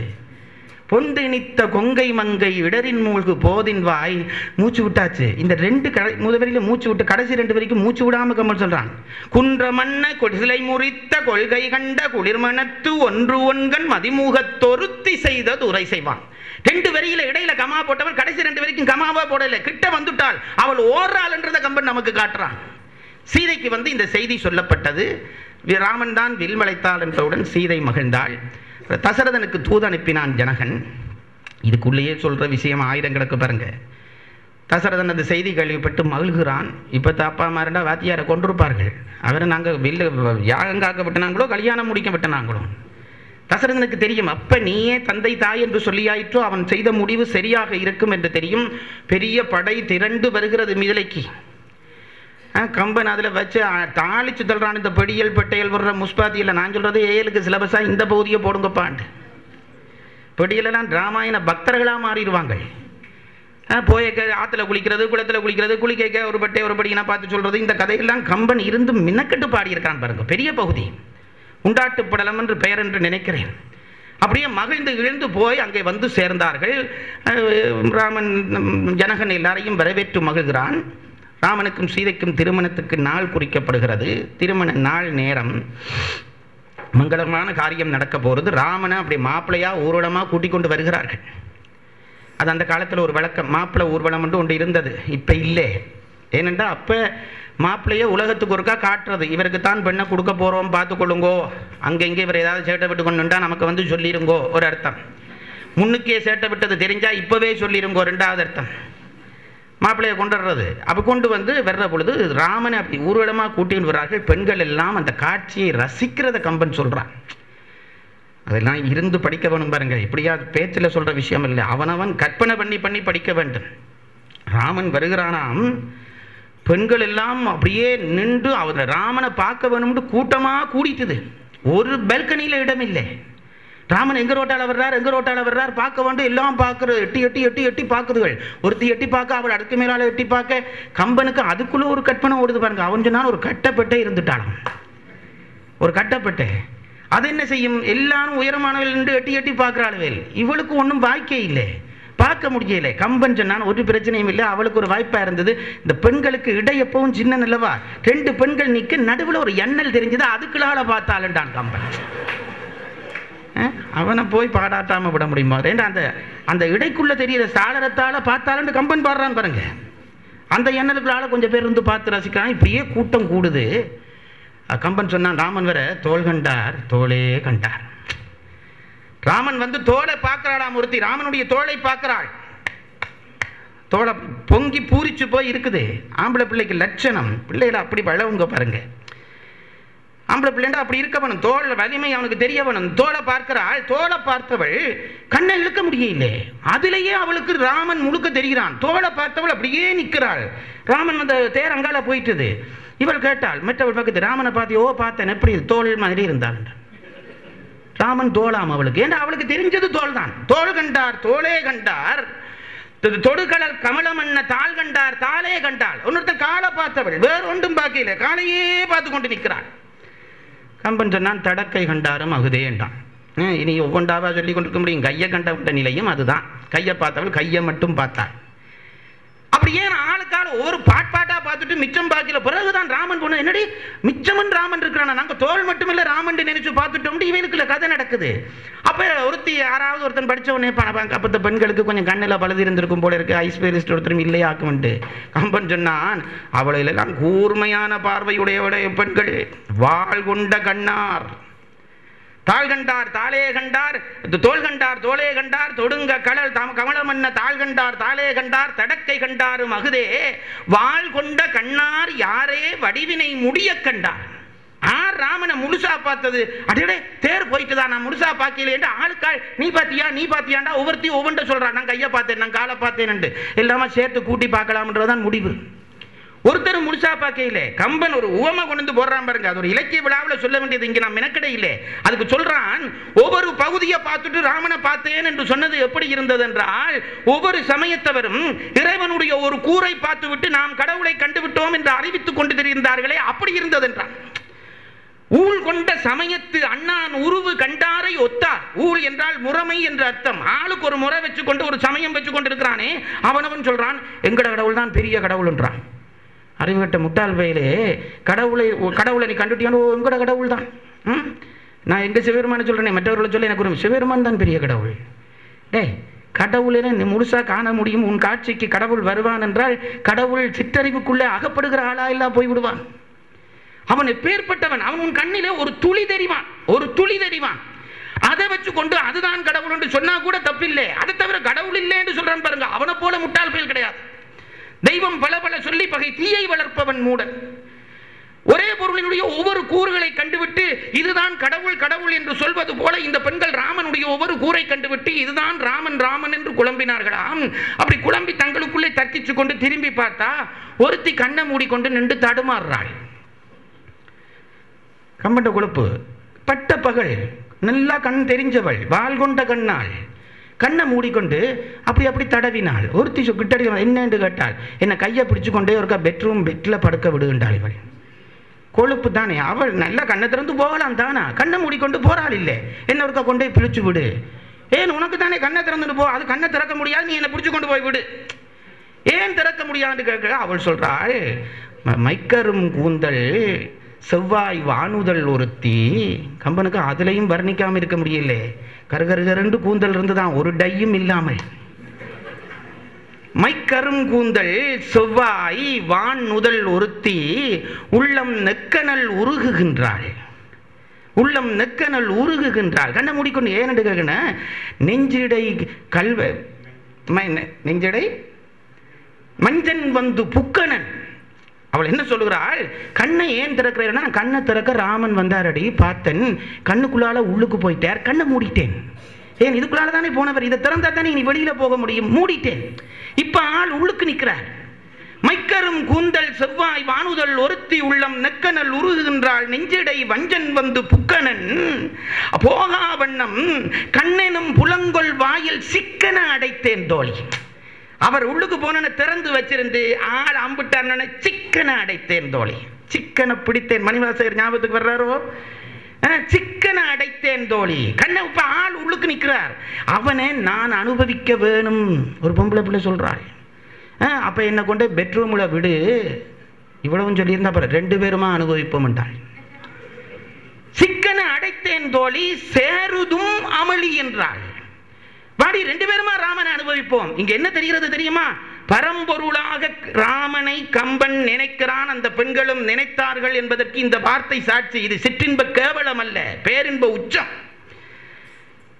இந்த உலகத்திலே ஒரு ஆடவனுக்கும் பெண்ணுக்கும் இருக்கிற தொடர்பு தான் ஆண்டவனுக்கும் ஆன்மாவுக்கும் இருக்கிற தொடர்பு. இது பல பேருக்கு தெரியுதில்லை. சிற்றின்பம் தான் பேரின்பத்துக்கு அடையாளம்.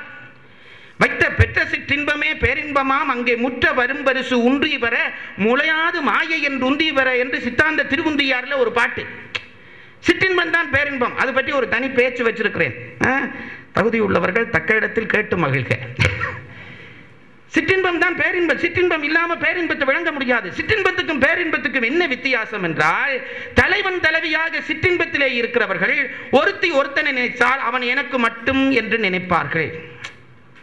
எனக்கு மட்டும். வேறொரு பெண் ஒரு தன் தலைவனை பார்க்கிறத ஒரு பெண் சகிக்க மாட்டாள். புலவி நுணுக்கம் ஒரு அதிகாரமே திருவள்ளுவர் பாடி வச்சுட்டு போயிட்டார். சகிக்க மாட்டாள். சும்மா நல்ல ஷர்ட் எடுத்து போட்டாலே பொம்பளைக்கு சந்தேகம் வந்துடும். என்னன்றைக்கு அயன் கேன் எல்லாம் பண்ணின பிறகு புதுசாக கிளாக்காரையும் என்ன டைப்பிஸ்டாரையும் அப்பாயின்ட் பண்ணியிருக்குதோ என்று கேட்பாள். கேட்டால் தான் அவள் பொம்பளை. அப்படி கேட்கத்தான் வேணும். அவள் புருஷனில் அன்பு வச்சிருக்காள்ன்றதுக்கு அது அடையாளம்.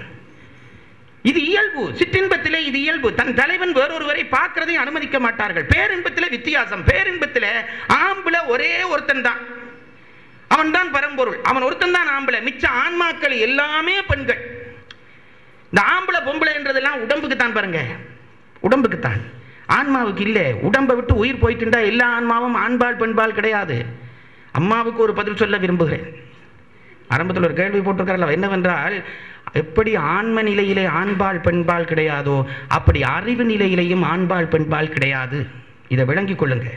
நாங்கள் பெண்கள் பெண்களுக்காக பேசுகிறோம், இவர்கள் ஆண்கள் ஆண்களுக்காக பேசுகிறார்கள் என்ற எல்லையெல்லாம் ரொம்ப கீழ்ப்பட்ட நிலையிலே உயர் அறிவு நிலைக்கு போய்விட்டால் அங்கே ஆண் பெண் பாகுபாடு கிடையாது. ஔவையாரை படிச்சு பாருங்க, தெரியும். அது பெண்ணை குற்ற இடத்துல கூட்டியிருப்பார், ஆணை கூட்டிருப்பார். ஏனென்றால் அறிவில் ஒரு நிலைக்கு மேலே போயிட்டா பிறகு ஆண்கள் ஆண்களுக்காக பேசுவதும் பெண்கள் பெண்களுக்காக பேசுவதும் என்றால் பிறகு என்ன அறிவு?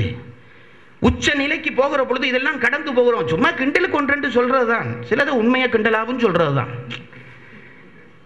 அது ஒரு நிலை, அது வேற. அதுக்கு மேல் நிலைக்கு போயிட்டா இல்லை. அது போலதான் ஆன்மாவுக்கும் ஆண்பால் பெண்பால் இல்லை. எல்லா ஆன்மாவும் பொம்பளை தான். எல்லா ஆன்மாவும் பொம்பளை தான். கடவுளுக்கு கிட்ட போக போக அவன் ஒருத்தன் தான் ஆம்பளை, ஆன்மாக்கள் எல்லாம் பொம்பளை. என்னாகும், அந்த ஆம்பளைக்கு கிட்ட போனோன்னு இத்தனை ஆன்மாவும் அவன் ஒருத்தனை அனுபவிக்க நினைக்கும். அதனாலதான் 81 வயசு கிழவர் நாவுக்கரசர் என்ன சொல்லுகிறார், முன்னை அவனுடைய நாமம் கேட்டால் மூர்த்தி அவன் இருக்கும் வண்ணம் கேட்டால் அந்த கிழவன் பொம்பளையா நிக்குது. 32 வயசு மாணிக்கவாசர் கேட்டாயோ தோழி கிரி செய்தவார் ஒருவர் தீட்டார் மதிப்புடை சூழ் தென்னன் பெருந்துரையான் காட்டாதனவெல்லாம் காட்டி 32 வயசு இளம் மனுஷன் பொம்பளையா நிக்குது. 16 வயசு படியன் சிறையாரும் மடக்கிளியே இங்கே வா தேனொடு பால் முறையாலே உணத்தருவன் மொய்பவளத்தொடு தரளம் துறையாரும் கடற்தோணி புறத்தீசன் துளங்கும் இளம் பிறையாளன் திருநாமம் எனக்கு ஒரு கால் பேசாயோ என்று அப்படி காதுக்குள்ள எனக்கு அவற்றை பேரை சொல்லுண்டு 16 வயசு படியன் நிக்குது. என்ன அர்த்தம்? இறைவனுக்கு கிட்டே போகிற பொழுது ஆன்மாக்கள் எல்லாருமே பெண்கள் தான், அவன் ஒருத்தன் தான் ஆம்பளை. அதனாலே அந்த இறைவனை அனுபவிக்கிற பொழுது இவன் எனக்கு மட்டும் என்று அந்த ஆன்மா நினையாது, எல்லாரும் சேர்ந்து அனுபவிக்கலாம் என்று ஆன்மாக்களுக்கு தெரியும். அவன் அந்த வீரியம் உள்ளவன். அதனாலேதான் இந்த பெண் சொல்லுகிறாள், படுக்கைக்கு கூட்டிட்டு போ சேருதும் அமளி என்றால் ரெண்டு பேரும் அனுபவிப்போம் என்றால். ராமத சாதாரண பாடலையே பேரின்ப நிலைக்கு கொண்டு வந்த நிலை. இப்படி எல்லாரும் மயங்குகிறார்கள். ராமனை மண்டபத்துக்கு கொண்டாச்சு, கொஞ்சம் சீக்கிரமா போறேன் முடிஞ்சது. சீதையை கூட்டிக் கொண்டு வருகிறார்கள். விஸ்வாமித்திரன் ஜனகன் எல்லாரும் உட்கார்ந்து இருக்கிறார்கள். நீங்க ஒருத்தர் மணிக்கூட பார்க்க தேவையில்லை, கல்யாணம் இப்படி சரியான டைம்ல நடக்கும். டிவிக்காரருக்காண்டி நிப்பாட்டுற கல்யாண வீடு இல்லை இது. ஆகவே சரியான டைமில் நடக்கும். இதான் வந்தாச்சு. இப்படி விஸ்வாமித்திரனுக்கு வசிட்டருக்கும் பக்கத்து பக்கத்து சீட். ஜனகன் தசரதன் அப்படி அப்படி பக்கம் பக்கமாக இருக்கிறார்கள். மணவரை ராமனை கொண்டாச்சு. ராமன் எல்லாருக்கும் ஒரு நமஸ்காரம் பண்ணிட்டு உட்கார்றான் மணவரையிலே. அப்படி லட்சணமாக இருக்கிறான். அவன் ராமனை இவ்வளவு சொல்லவே அவன் லட்சணம் தெரியுமே. மாப்பிள்ளையா வந்தா கேட்கவா வேணும். கம்பீரமாக அப்படி உட்கார்ந்து இருக்கிறான். சீதையை அலங்காரம் பண்ணுகிறார்கள். சீதையை கொண்டுறதுக்கு அலங்காரம் அப்பவே ட்ரெஸ்ஸிங் தொடங்கிட்டுது. கொண்டு வந்தா அந்த ட்ரெஸ் பண்றாங்களுக்கு ஒரு பெரிய பிரச்சனை. சீலைக்கு கொய்யம் எடுத்தாச்சு, எங்க செருகிறதுன்னு தெரியல. இடுப்ப காண இல்லை, இடுப்ப காண இல்லை, எங்க கொய்யரண்டு தெரிய இல்லை. ஒரு மாதிரி எங்கேயோ பிடிச்சு கிடிச்சு கட்டிட்டார்கள். உண்டு இல்லை என நின்ற இடை என்றான். இருக்குன்ற மாதிரியும் கிடக்கு, இல்லைன்ற மாதிரியும் கிடக்கு. செருகடி என்றால் ஒருத்திச்சி, அப்படி ஒன்றையும் காணையில் என்றால் மற்றவள்.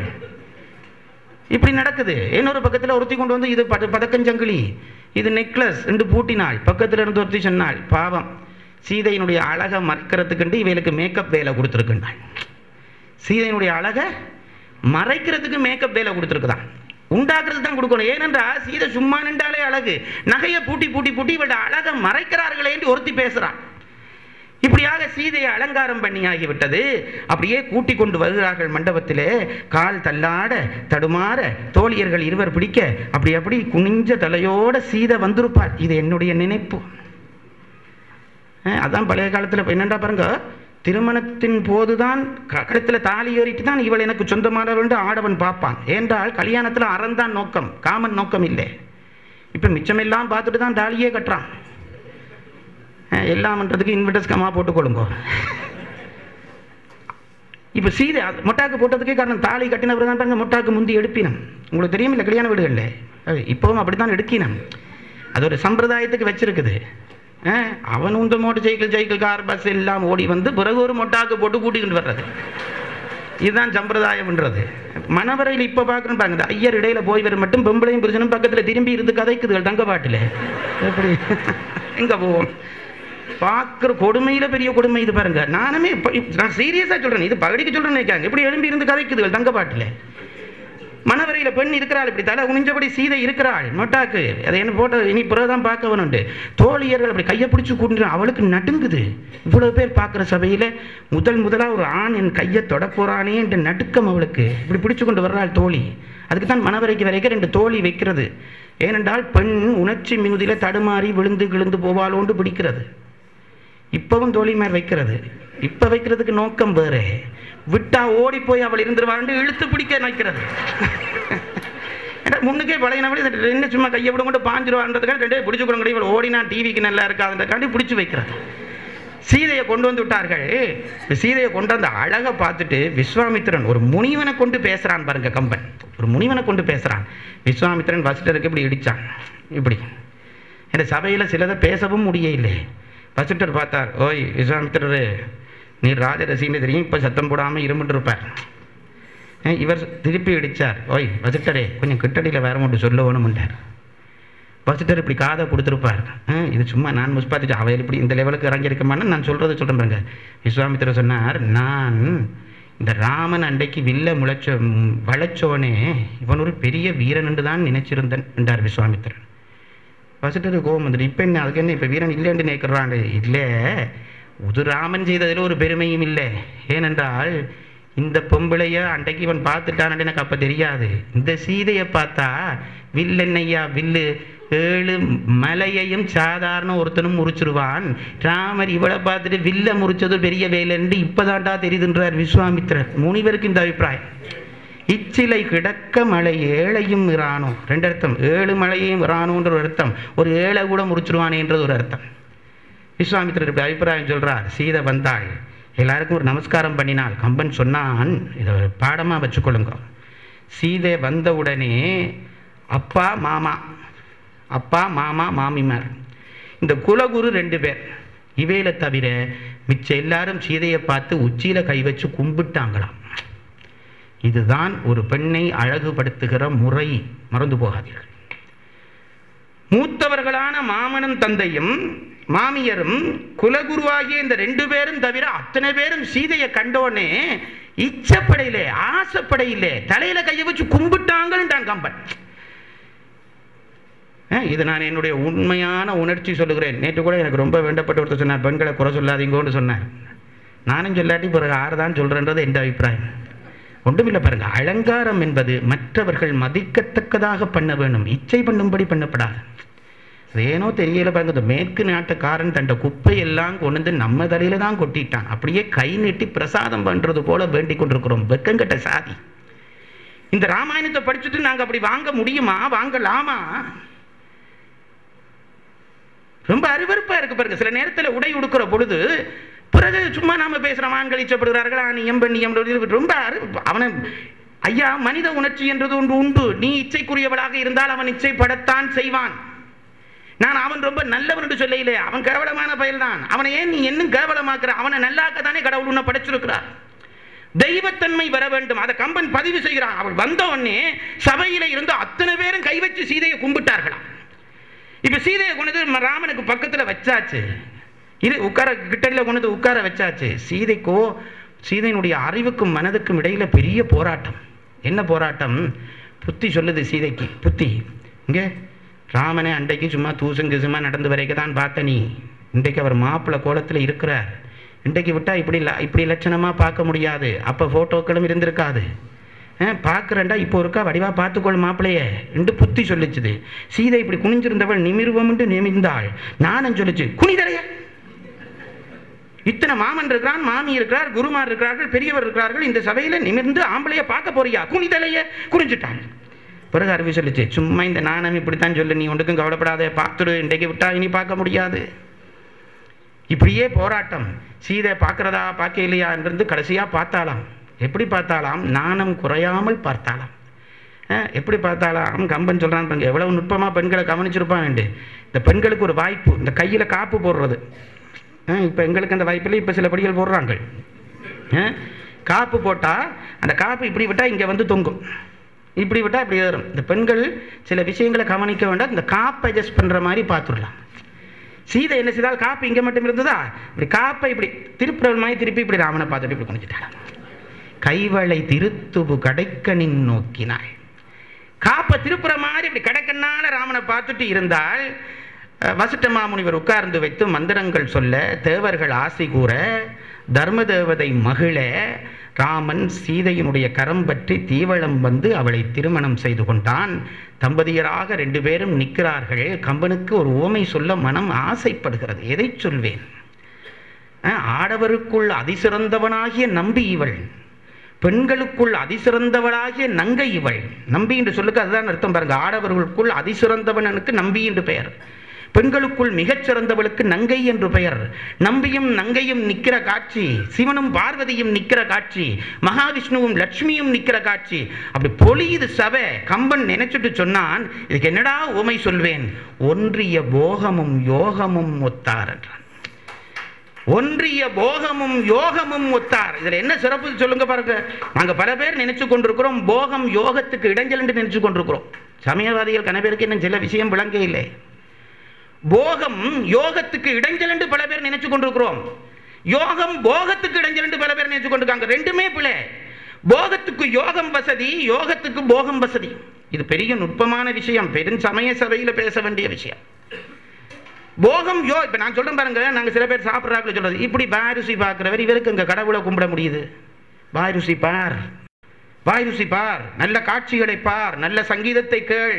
ஏனென்றால் இந்த கேட்கிற புலன்கள் மென்மைப்பட மென்மைப்பட மென்மைப்பட நுட்பமான விஷயங்களை காணுகிற தகுதி பெறும்.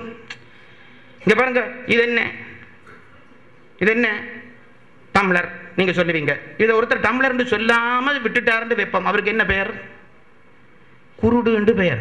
இதை பார்க்க தெரியலையே, குருடு என்று பெயர். இப்போ சங்கீத கச்சேரி நடக்குது. ஆஹா கல்யாணி என்ன சுகமா இருக்குன்னு அம்மா சொல்றா. கல்யாணியோ? எந்த கல்யாணின்னு இப்படி இப்படி பார்க்கிறான் ஒருத்தன். இவனுக்கு என்ன பெயர்?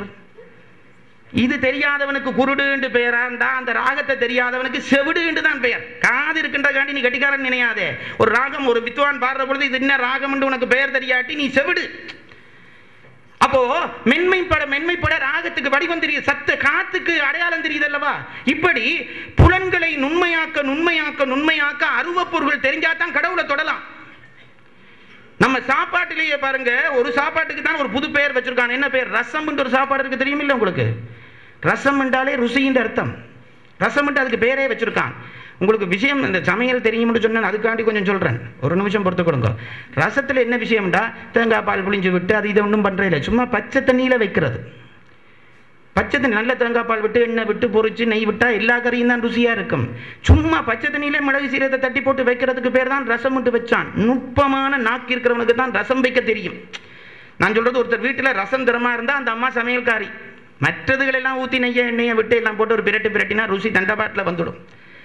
அப்படி மென்மை உணவு, வாசத்துக்குள்ளே நுட்ப. கடவுளுடைய பாதத்துக்கு எந்த பூ சொல்றது விளக்கம் சொல்லுங்க பாருங்க. மல்லிகை இல்லை, தாமரை. தாமரை தான் அதிநுட்ப வாசனை உள்ளது, அந்த வாசனை எல்லாருக்கும் தெரியாது.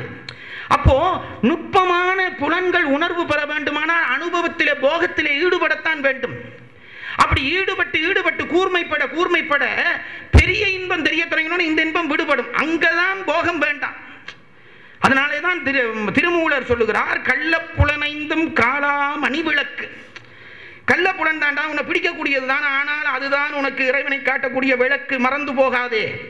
ஆகவே யோகமும் போகமும் ஒன்றோடொன்று தொடர்பு பட்டவை. போகத்தினால் தான் யோகம் அனுபவிக்கலாம், யோக நிலை எய்தினால் தான் போகம் அனுபவிக்கலாம். போகம் அனுபவிக்கிற பொழுது சிந்தனை போச்சுதோ, யோகம் இல்லாமல் சிந்தனை போச்சுதோ, போகம் இல்லை. இது ரெண்டும் எப்படி ஒன்றுக்கொன்று தொடர்பு பட்டு வளர்க்குமோ அப்படி ராம லட்சுமணர்களை பார்த்தோன்னே கம்பன் திகைச்சு போய் உவமை சொன்னான். ஒன்றிய போகமும் யோகமும் ஒத்தார். இதான் இன்றைக்கு தலைப்பு. ஒன்றிய போகமும் யோகமுமாக ராமனும் சீதையும் நின்றார்கள். உலகம் போகத்தையும் யோகத்தையும் அவர்களிடம் பயின்றது. சீதா கல்யாணம் நிறைவேறியது. பரசுராமர் கர்வபங்கம் நிகழ்த்தி ராமர் மீது பாலகாண்டத்தினுடைய எல்லைக்கு வந்து பழையபடி அயோத்திக்கு வந்து ராமர் சீதை மகிழ வாழத் தொடங்கினார்கள். உலகம் உருப்பட்டது. அவர்களுக்கு கடைசியிலே நடக்கிறதாகி அந்த பட்டாபிஷேக திருப்தி இங்கே ஏற்படுகிறது. அதனாலே அந்த பட்டாபிஷேக பாடலை சொல்லுகிறேன். ராமாயணம் சொல்லி முடிக்கிற பொழுது பட்டாபிஷேக பாடல் சொல்ல வேண்டும் என்பது சம்பிரதாயம். அதனாலே சொல்லுகிறேன். அரியணை அனுமன் தாங்க அங்கதன் உடைவாள் எந்த பரதன் வெண்குடை கவிக்க இருவரும் கவரி பெற்ற விரிகடல் உலகம் ஏத்தும் வெண்ணை மண் சடையன் வன்மை மரபுளோர் கொடுக்க வாங்கி வசிட்டனே புனைந்தான் மௌலி என்று ராம பட்டாபிஷேகத்தை கம்பர் நடத்துகிறார். இந்த மங்களத்தை இந்த மங்களமான இடத்திலே சொல்ல வாய்ப்பளித்த அத்தனை பேருக்கு மகிழ்கிறேன்.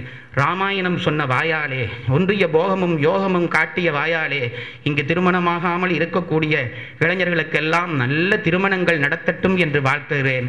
ஆனவர்களுக்கு நல்ல சந்ததி உருவாகட்டும் என்று வாழ்த்துகிறேன். கற்றவர்கள் உயர்ந்த சிந்தனை பெறுவார்களாக என்று வாழ்த்துகிறேன்.